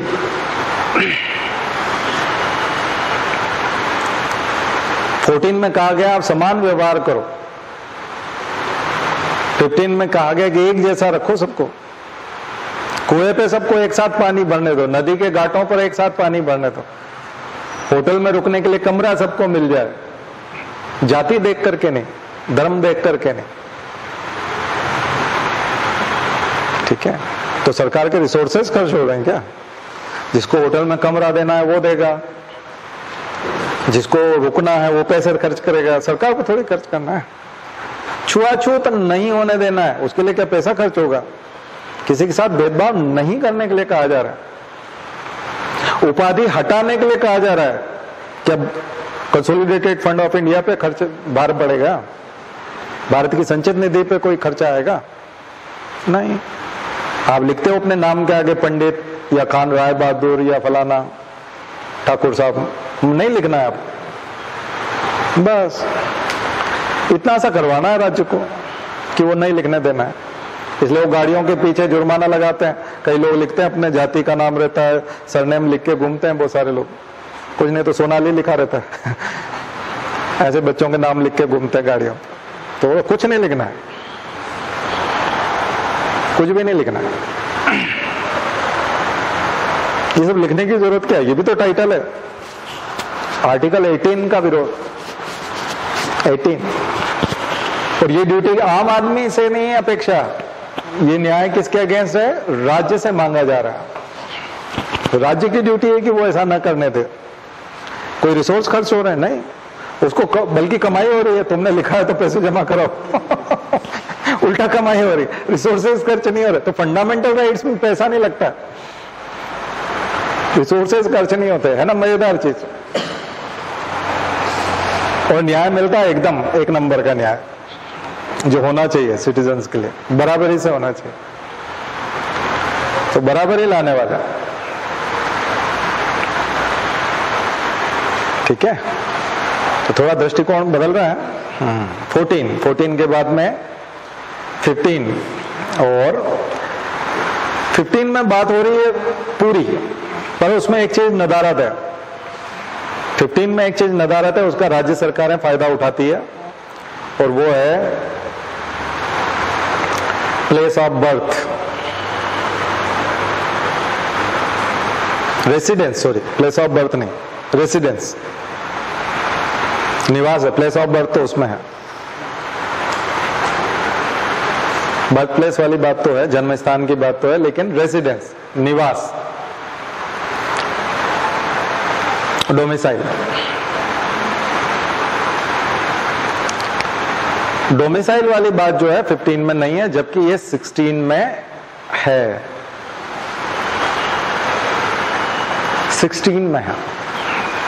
इसलिए राज्य सरकारें कई जगह पर शैक्षणिक संस्थाओं में या हॉस्टल्स में और इनमें छूट दे देते। लैपटॉप बांटते समय वो बोलते हैं जो व्यक्ति उत्तर प्रदेश का नागरिक होगा या उत्तर प्रदेश में निवास करता रहा होगा, उसको लैपटॉप फ्री दिया जाएगा। साइकिल बांटते समय, या फिर दिल्ली सरकार के कई सारे कॉलेजेस हैं जहां पे वो बोलते हैं कि जिनका पिछली जो क्वालिफाइंग डिग्री है, जैसे फर्स्ट ग्रेजुएशन में जा रहे हैं तो क्वालिफाइंग डिग्री 12वीं वाली है, 12वीं वाला जो सर्टिफिकेट है वो अगर आपने दिल्ली से किया है तो फिर आपको इतने % रिजर्वेशन दिया जाएगा। तो 15 के तहत भेदभाव नहीं हो सकता, लेकिन भेदभाव होता है, तो भेदभाव होने लगा। और 16 में जो है उन्होंने साफ साफ लिख दिया है डोमिसाइल वाला, कि इसके आधार पर भी भेदभाव नहीं होगा नौकरी में। तो कई बार मध्य प्रदेश सरकार जब कभी बोलती है कि हम केवल मध्य प्रदेश के निवासियों को ये छूट देंगे, तो लोग सुप्रीम कोर्ट तक जाते हैं और उसको हटवा के चले आते हैं, तो मध्य प्रदेश सरकार का सपना पूरा नहीं हो पाता। लेकिन ये वाली चीज 15 में लागू हो जाती है कि हम कोई फायदा पहुंचा रहे हैं, और उसमें अगर हमने निवास का आधार बना लिया, रेसिडेंस का आधार बना लिया, तो 15 में वो काम कर जाता है। तो राज्य सरकारें वहां पर चूंकि रेसिडेंस का शायद जानबूझ करके ही उसमें रेसिडेंस वाला वो लूप होल छोड़ा गया, ताकि सरकारों को एक मौका मिले अपने नागरिकों के लिए कुछ करने का, अपने प्रदेश के नागरिकों के लिए कुछ करने का। आगे समझिए। तो 15 और 16 में ज्यादा अंतर नहीं है। 15 सभी के लिए है, चाहे वो छात्रवृत्ति प्राप्त करना हो, स्कॉलरशिप हो, एडमिशन हो, और चाहे वो कुएं पे पानी भरने की बात हो, चाहे होटल में रुकने की बात हो, सभी तरह की चीजें। जबकि 16 जो है एक्सक्लूसिवली सरकारी नौकरियों का है।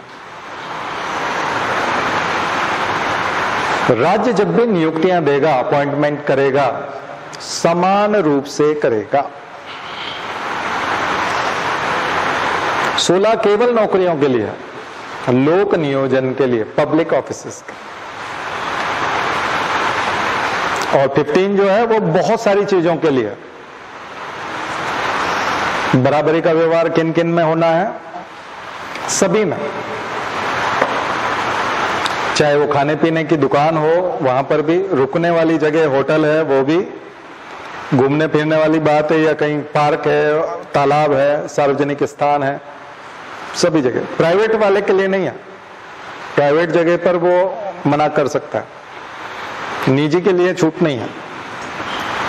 किसी का घर का बगीचा है तो उसमें घूमने से आपको मना किया जा सकता है, घर के बाहर उसने अपनी जगह पर बाउंड्री बनाई हुई है और उसमें उसने बगीचा लगा रखा है, तो उसमें आपको घूमने का जबरदस्ती 15 के तहत दावा नहीं ठोक सकते, ठीक है, वो उसका प्राइवेट प्रॉपर्टी है, उसमें वो मना कर सकता है। बाकी जगहों पे कोई मना नहीं कर सकता, सरकार भी मना नहीं कर सकती और आम आदमी भी नहीं कर सकता। 16 तो सरकार के अगेंस्ट ही है, आम आदमी का सवाल ही नहीं उठता, क्योंकि आम आदमी तो सरकारी नौकरी देता नहीं है, तो इसलिए। बट कॉरपोरेशंस और वो सारी चीजें जिसमें सरकार की हिस्सेदारी ज्यादा है और सरकार का स्वामित्व है, वो सब इसमें आएंगे 16। तो 16 में चीजें समझ में आ गई। रेसिडेंस इंट्रोड्यूस हो जाता है, रेसिडेंस जुड़ जाता है, उसमें नहीं है। 17 में आ जाइए, 16 के बाद 17 बहुत इंपॉर्टेंट है। 17 क्योंकि अनटचेबिलिटी का बदनुमा दाग था भारत के माथे पर, और संविधान सभा में इस पे बहुत ज्यादा चर्चा तो नहीं हुई, क्योंकि पूना पैक्ट पहले हो चुका था और 1932 में ही गांधी और अंबेडकर के बीच में, पंडित मदन मोहन मालवीय के बीच में काफी कुछ चर्चाएं हो चुकी थी। और अनटचेबिलिटी को सभी लोग मानते थे कि हाँ अनटचेबिलिटी होती है, सभी लोग मानते थे, कोई डिनाई नहीं करता, कोई मना नहीं करता था कि नहीं भारत में जाति व्यवस्था नहीं है, ऊंच नीच नहीं है, भेदभाव नहीं है और अनटचेबिलिटी प्रैक्टिस में नहीं है। नहीं, सब लोग जानते थे, सब लोग जानते थे। और घर घर में महिलाओं के साथ छुआछूत होती है, ये भी सब लोग जानते थे कि सब घर में महिलाओं को भी जो है पूजा स्थानों से उनसे दूर रखा जाता है। कई बार महिलाएं जो है वो पवित्र नहीं मानी जाती हैं, उनको अपवित्र घोषित कर दिया जाता है, ऐसा करके महिलाओं के मामले में भी, तो धर्म के मामले में भी, तो धर्म के आधार पर, जाति के आधार पर, लिंग के आधार पर ये भेदभाव छुआछूत वाला था और ये उस समय प्रैक्टिस में था। इसलिए जब अंबेडकर से बात हुई और अंबेडकर रिजर्वेशन का कंसेप्ट लेके आए, और वो जो मैं 15 में बता रहा था, एक दो चीजें और क्लियर कर दूं, वहां जो रिजर्वेशन है वो, अभी रिजर्वेशन की बात आएगी ना कि ये जो आप भेदभाव की बात कर रहे हैं, फिर रिजर्वेशन तो भेदभाव है, तो उन्होंने फिर नीचे क्लॉज बनाए 1 2 3 4 5 6, उसके लिए कॉन्स्टिट्यूशनल अमेंडमेंट हुए हैं और अमेंडमेंट के माध्यम से उन्होंने जोड़ा है कि 15 में भी जोड़ा और 16 में भी जोड़ा कि महिलाओं के लिए कुछ करते समय में आप इसे भेदभाव नहीं कहेंगे, क्योंकि वो कमजोर वर्ग में आते हैं, वीकर सेक्शन में आते हैं, उनको जरूरत है, क्योंकि 50% आबादी पीछे रह जाएगी तो देश आगे कैसे बढ़ेगा। इसके लिए विशेष प्रावधान किए जाएंगे, 15 के तहत भी किए जाएंगे। इसलिए केवल महिलाओं को साइकिल, पुरुष बच्चे भी बोल सकते हैं कि हमको तो मिलते नहीं है, हमारे साथ भेदभाव है, नहीं, केवल महिलाओं को साइकिल दे सकते हैं 15 में, लेकिन नौकरियों में आरक्षण देंगे 16 में। जब केवल लड़कियों को लैपटॉप देने की या साइकिल की बात आती है तो वो 15, ठीक है, आपको निकालना आना चाहिए कौन सा आर्टिकल, सॉरी। SC ST के लिए रिजर्वेशन की बात आती है 4, 15 4, 15 16 4, सॉरी।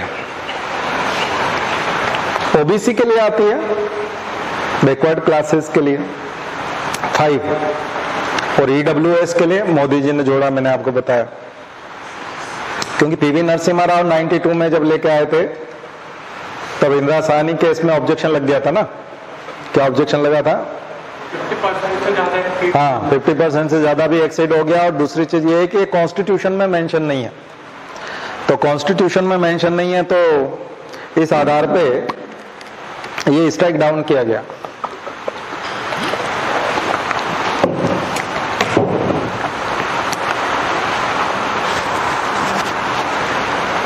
तो फिर मोदी जी जब ईडब्ल्यूएस के लिए आरक्षण ला रहे थे, तो इकोनॉमिक वीकर सेक्शन के लिए, तो पहले उन्होंने दो संविधान के 15(4)(6) और 16(6) जोड़ा कि इकोनॉमिकली वीकर सेक्शंस के लिए भी जब हम लेकर के आएंगे, पहले दो चीजें थी, एजुकेशनली और सोशली बैकवर्ड लोगों के लिए लाने के लिए 5 है, 16(5) और 15(5). तो 15(5) और 16(5) किसके लिए है? सोशली और एजुकेशनली बैकवर्ड के लिए। तो फिर इकोनॉमिकली वीकर सेक्शंस के लिए 16(6) और 15(6) क्राइटेरिया पहले जोड़ा, बाद में देखा जाए तो वो आरक्षण ईडब्ल्यूएस के लिए 10% लेकर आए और कहा कि इसके तहत आपको 15 में भेदभाव नहीं समझना है, इसके तहत आपको 16 में भेदभाव नहीं समझना है। ये मान लेने वाली बात है कि आपको मानना नहीं है, क्योंकि नीचे हमने लिख दिया है, तो नीचे लिखना पड़ता है किस किस में नहीं मानना है, नहीं तो इसीलिए तो संविधान में हर चीज लिखी हुई होनी चाहिए। अगर नहीं लिखी तो सुप्रीम कोर्ट एकदम से हटा देगा वहां से, बोले यहाँ है नहीं, तुम कहां से ले आए इसको, पहले संविधान में बदलाव करो।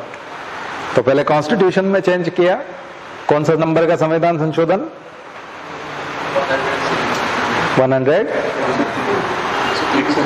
103वां संविधान संशोधन, ठीक है। तो ये बदलाव किया गया। और ये जो आरक्षण दिया गया, यहाँ एक और चीज है, SC ST को जो आरक्षण दिया गया है, वो आरक्षण नौकरियों में जो आरक्षण है वो 10 साल के लिए नहीं था, मैंने आपको पहले भी जिक्र किया था। पॉलिटिकल रिजर्वेशन जो है, खास करके विधानसभाओं में और लोकसभाओं में जो आरक्षण दिया गया था, वो 10 वर्ष के लिए दिया गया। नौकरियों वाला आरक्षण कभी भी 10 साल के लिए नहीं दिया गया, वो अनंत काल के लिए दिया गया। ठीक है, उसमें कोई जिक्र ही नहीं है कि 10 साल है या 20 साल। कई लोग, आम लोगों में ये चर्चा होती रहती है कि आरक्षण 10 साल का था, अंबेडकर ने 10 साल के लिए दिया था, लेकिन ये अभी तक चल रहा है। ये वो वाला आरक्षण नहीं है। कौन सा वाला चल रहा है?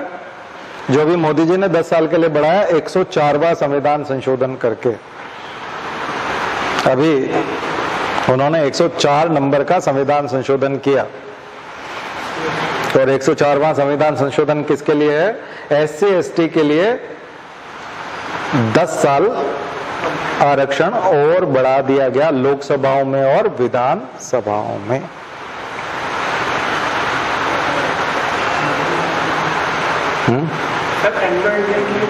हाँ, एंग्लो इंडियन की जो 2 सीटें थी, वो जो पर्याप्त प्रतिनिधित्व तो नहीं हो उसके लिए, तो वो उन्होंने खत्म कर दिया। ये चीज समझ में आ गई। इंदिरा साहनी केस में एक और चीज निकल करके आई थी कि क्रीमी लेयर वाला कंसेप्ट SC ST के लिए लागू नहीं होगा, क्योंकि SC ST का रिजर्वेशन SC का अनटचेबिलिटी के आधार पर है, आय के आधार पर नहीं है। शेड्यूल कास्ट के व्यक्ति को जो आरक्षण मिला हुआ है, वो आय के आधार पर नहीं मिला हुआ, इनकम के आधार पर नहीं मिला हुआ, उसके साथ अनटचेबिलिटी हुई है, इस आधार पर मिला हुआ। तो अनटचेबिलिटी तुम पैसे वाले के पास साथ भी होती है। गांव में अगर किसी आदमी के पास 10 एकड़ जमीन है, एक ट्रैक्टर भी है और पक्का मकान भी है, बट अगर उसके पास खुद का कुआं नहीं है, नल नहीं है, तो हैंडपंप पे पानी भरने नहीं जा पाएगा। उसके साथ अनटचेबिलिटी प्रैक्टिस होती है। उसका बच्चा स्कूल में पढ़ता है तो टीचर उससे भेदभाव करता है। गांव में चपरासी की नियुक्ति नहीं होती है, गांव में बच्चे ही पानी पिलाने का काम करते हैं टीचर को। तो जो शेड्यूल कास्ट के टीचर होते हैं उनके लिए अलग मटका होता है, जो अपर कास्ट के होते हैं उनके लिए अलग होता है। और वो 6th 7th का 3rd 4th क्लास का बच्चा भी जानता है कि कौन से मटके से किस सर को ले जाकर के पानी देना है। उसके दिमाग में कंसेप्ट क्लियर है कि उन सर के लिए मटका है, यहां से उठा के पानी उनको देना है, और इस मटके से पानी, वो बिल्कुल गलती नहीं करता। तो अगली पीढ़ी में भी खत्म हो जाएगी 50 साल बाद छुआछूत। बहुत मुश्किल है, क्योंकि वो जब बड़ा नागरिक बनेगा तो उसके दिमाग में क्लियर है, उसको घर से समझा के भेजा गया है, टीचर ने अच्छे से समझा दिया है, और वो बचपन से ये सब चीजें प्रैक्टिस होता हुआ देखता है। गांवों में बहुत बड़ी बीमारी है और बहुत व्यापकता से है और बड़ी हिंसक है, मर्डर हो जाता है अगर आपने गलती कर दी तो, मर्डर हो जाता है, जान से हाथ धोना पड़ जाता है। मामूली चीज नहीं है वो, मतलब ऐसी मामूली हो कि एक आध टपली में पड़ जाए या ऐसा कुछ हो जाए, वैसा नहीं है। हत्या हो जाती है, संघर्ष हो जाता है, तो बहुत बड़ा मुद्दा है और इतना क्लियर है ना, समझ में? इसलिए वो है, उसका नौकरी लग जाने से कोई लेना देना नहीं है, उसको जिंदगी। कलेक्टर को वो आमिर खान वाला सत्यमेव जयते देखा था ना, वो कलेक्टर आया था, उसका चपरासी फाइल को हाथ नहीं लगाता था, ब्राह्मण था चपरासी, कलेक्टर शेड्यूल कास्ट का था। बहुत फर्क पड़ जाता। ड्राइवर अगर ब्राह्मण है और कलेक्टर अगर एससी का है, फर्क पड़ जाएगा। हत्या करवा सकता है, हत्या में शामिल हो सकता है। नफरत बहुत भयंकर है, जातिवाद की नफरत बहुत ज्यादा है, उसका पोस्ट से फर्क नहीं पड़ता। इसलिए जो लोग बोलते हैं कि आर्थिक आधार पर देना है तो आरक्षण आर्थिक आधार पर दो, छुआछूत आर्थिक आधार पर होती ही नहीं है। कलेक्टर बनने के बाद तो उसके साथ छुआछूत कतई नहीं होनी चाहिए ना, अमीर हो जाने के बाद तो उसके साथ छुआछूत होनी नहीं चाहिए। पक्का मकान बन जाए उसका, वो साफ सुथरा रहने लग जाए और एमए कर ले, वो पोस्ट ग्रेजुएशन कर ले। अच्छा, कोई एक लिमिटेशन है कि अगर शेड्यूल कास्ट का आदमी पक्का मकान बना ले और अगर पीजी की डिग्री दिखा दे तो उसके बाद उससे छुआछूत नहीं होगी, कोई गारंटी है? वो सीमा ही नहीं है उसकी, कोई सीमा नहीं है उसकी। इसलिए जो लोग दावा करते हैं कि उसके बाद उसका रिजर्वेशन, ये तो उसको शर्म आनी चाहिए कि मुझे रिजर्वेशन का लाभ नहीं लेना है क्योंकि मेरे बहुत सारे भाई अभी विकसित नहीं हुए हैं, मुझे उनको मौका देना है। ये तो उसके लिए शर्म की बात है, लेकिन इधर से डिमांड करने का हक ही नहीं बनता, अधिकार नहीं बनता, क्योंकि आपने छुआछूत खत्म नहीं किया। जैसे किसी व्यक्ति का अस्पताल में इलाज चल रहा है तो आप बाहर ये नारा नहीं लगा सकते कि आप इलाज बंद करो। बीमारी जब तक खत्म नहीं हो जाती तब तक इलाज खत्म होने का इलाज। तो बीमारी पैसा नहीं है, बीमारी जातिवाद है। उपचार बंद करने के नारे तब लगाए जाने चाहिए जब बीमारी बंद हो। आप वैक्सीन नहीं लगाएंगे या नहीं लगानी चाहिए किसी की, इसका जुलूस कब निकालेंगे? जब कोरोना खत्म हो गया हो तब आप जुलूस निकाल सकते हैं, लेकिन कोरोना मौजूद है और लोग मर रहे हो और आप बोले वैक्सीन बंद होनी चाहिए। अरे भैया, तो बीमारी बंद करो, वो तो आपके बाएं हाथ का खेल है ना, बीमारी बंद करना। आप संकल्प उठाओ कि आप जातिवाद नहीं मानेंगे, जातिवाद खत्म है।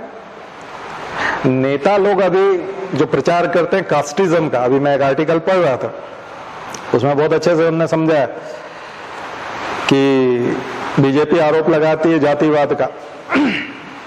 मैं पार्टी के हिसाब से नहीं बात कर रहा हूं, उनके विचारों के हिसाब से बात कर रहा हूं। आप मानने की सुनिएगा उसको क्या बोल रहे हैं। वो बोल रहे हैं कि जातिगत जनगणना करवाना या जाति के आधार पर वोट मांगना, ये सब चीजें हैं, इसको जातिवाद कहा जाता है। उन्होंने कहा जातिवाद ये नहीं है कि जाति के आधार पर कोई वोट मांग रहा है या जाति के आधार पर एकजुट होने की बात कर रहा है या जातिगत जनगणना करने की बात कर रहा है, बल्कि जातिवाद वो है कि जिसको ये अच्छी तरह से पता है कि अगर जाति की जनगणना हुई तो पता चल जाएगा कि ये जाति के लोग कितने हैं, तो फिर वो मुझे वोट नहीं देंगे। इस कारण से जाति गणना नहीं करना, इसलिए कास्ट बेस्ड सेंसस नहीं होने देना। या फिर उसको मालूम है कि जाति के कारण इकट्ठे हो जाएंगे तो मैं नहीं जीत पाऊंगा, इसलिए इनको जातिवाद वाले में बोलो कि ये तुम जातिवाद चला रहे हो, ये जातिवाद है। जातिवाद उल्टा ये है कि आप जाति का नाम इस कारण से नहीं लेते हो कि आप हार जाओगे, क्योंकि जातियों के लोग एकजुट हो जाएंगे, इसको जातिवाद कहेंगे। क्योंकि जो एकजुट हो रहे हैं वो कमजोर लोग हैं, और समर्थ कभी नहीं चाहेगा कि वो एकजुट हो और अपने अधिकारों की मांग करे। तो समर्थ व्यक्ति जब ये कोशिश करता है कि कमजोर बिल्कुल इकट्ठे ना हो जाति के नाम पर और अपने अधिकारों की मांग बिल्कुल ना कर सके, तो जातिवाद कौन सा है? ये जातिवाद। जातिवाद नाम न ले दे, जातियों को नाम तक न लेने देने की हिदायत देना जातिवाद है। बात समझ में आई ना? जैसे आप सब लोगों की बहुत सारी फीस किसी कॉलेज ने खा ली, जो मेरे पास शिकायतें आती रहती है भोपाल में, कि साहब 75,000 हमारी स्कॉलरशिप भी कॉलेज वाले ने रख ली और हमसे भी रखवा लिए और कहा स्कॉलरशिप आएगी तब ये दे देंगे, और अब हमको वो एग्जाम में नहीं बैठने दे रहे, क्या देते हैं वो एडमिट कार्ड नहीं दे रहे, या लास्ट में फिर हमारे डॉक्यूमेंट नहीं दे रहे, कैसे भी करके परेशान करते हैं तमाम प्राइवेट कॉलेज वाले। अब ऐसे में मान लिया जाए 15-20 लोग इकट्ठे हो जाए और एक आंदोलन करने की बात करें या अपने अधिकारों की बात करें। इसने कहा था 75,000 स्कॉलरशिप आ जाएगी, हमने पूछा हायर एजुकेशन में, टेक्निकल एजुकेशन में, वहां का कमिश्नर बोल रहा है तुम्हारी स्कॉलरशिप जारी हो गई और कॉलेज में जमा हो चुकी है, तो फिर हमको 75,000 वापस मिलना चाहिए। तो आप देखोगे कि वो जो कॉलेज वाला है वो उन सबको विद्रोही घोषित कर देगा और कहेगा कि यहाँ राजनीति कर रहे हैं, ये लोग राजनीति कर रहे हैं, जबकि असली राजनीति किसने खेली है? कॉलेज वाले। बात समझी? इसलिए नेताओं के मुद्दों को भी समझने की कोशिश की। बहुत सेंसिटिव इश्यूज है। जो बोल रहा है कि ये जातिवाद फैला रहा है, दरअसल वो नहीं फैला रहा है जातिवाद। जो मना कर, जो कह रहा है कि ये जातिवाद फैला रहा है, वही फैला रहा है। वो जिम्मेदार है उसके लिए, क्योंकि उससे उसको खतरा है, अवेयरनेस से खतरा है, एकजुट हो जाने से खतरा है, गणना करने से खतरा है, क्योंकि उसके अधिकार हैं, वो डिप्राइव्ड है और उसके रिसोर्सेज पे वो बैठा है। किसी का खेत किसी ने दबा रखा हो और 6 लोगों का खेत दबा रखा हो, तो कभी नहीं चाहेगा कि तहसीलदार यहाँ आकर के नाप चोक करे, क्योंकि नपती करेगा तो सब मालूम पड़ जाएगा कि ये इसका है, ये इसका है, ये इसका है, तो उसका कब्जा चला जाएगा। वो कभी नहीं चाहेगा। तो खराब काम कौन कर रहा है? जो लोग अपने कब्जे दिलाने के लिए तहसीलदार के पास आवेदन देके आए कि हमारी नपती कर दो, जिसका जितना हिस्सा है उतना दे दो, हम कहाँ मांग रहे हैं दूसरे का, हमारे हिस्से का दे दो हमको मजदूरी करनी पड़ रही है उसी खेत में। वो लोग गड़बड़ है नहीं, वो जो दबा के बैठा हुआ है सबका हिस्सा, वो गड़बड़ है। और वो आरोप लगाता है कि ये राजनीति करते हैं और ये अधिकारियों से मिली भगत है इनकी, और ये यूं हो रहा है और वो हो रहा है। चीजें समझ में आ गई? वो बिंदु पढ़ने की जरूरत ही नहीं, मैंने ही बता दी। पूरा क्लियर हो गया। उस चीज को समझने की कोशिश कीजिए। और इसमें कोई कुछ नहीं है, इसमें कोई कठिन नहीं है, मैं जो बता रहा हूं इसमें समझना बिल्कुल भी कठिन नहीं है, एकदम क्लियर चीज है। और इसके 1000 उदाहरण दिए जा सकते हैं, 1000 उदाहरण दिए जा सकते हैं। नहीं तो आपको प्रॉब्लम क्या है? प्रॉब्लम क्या है? तो क्लियर? मुझे लगता है टाइम भी अच्छा खासा हो गया। तो बताया नहीं। चलो शांति पाठ। ओम देव।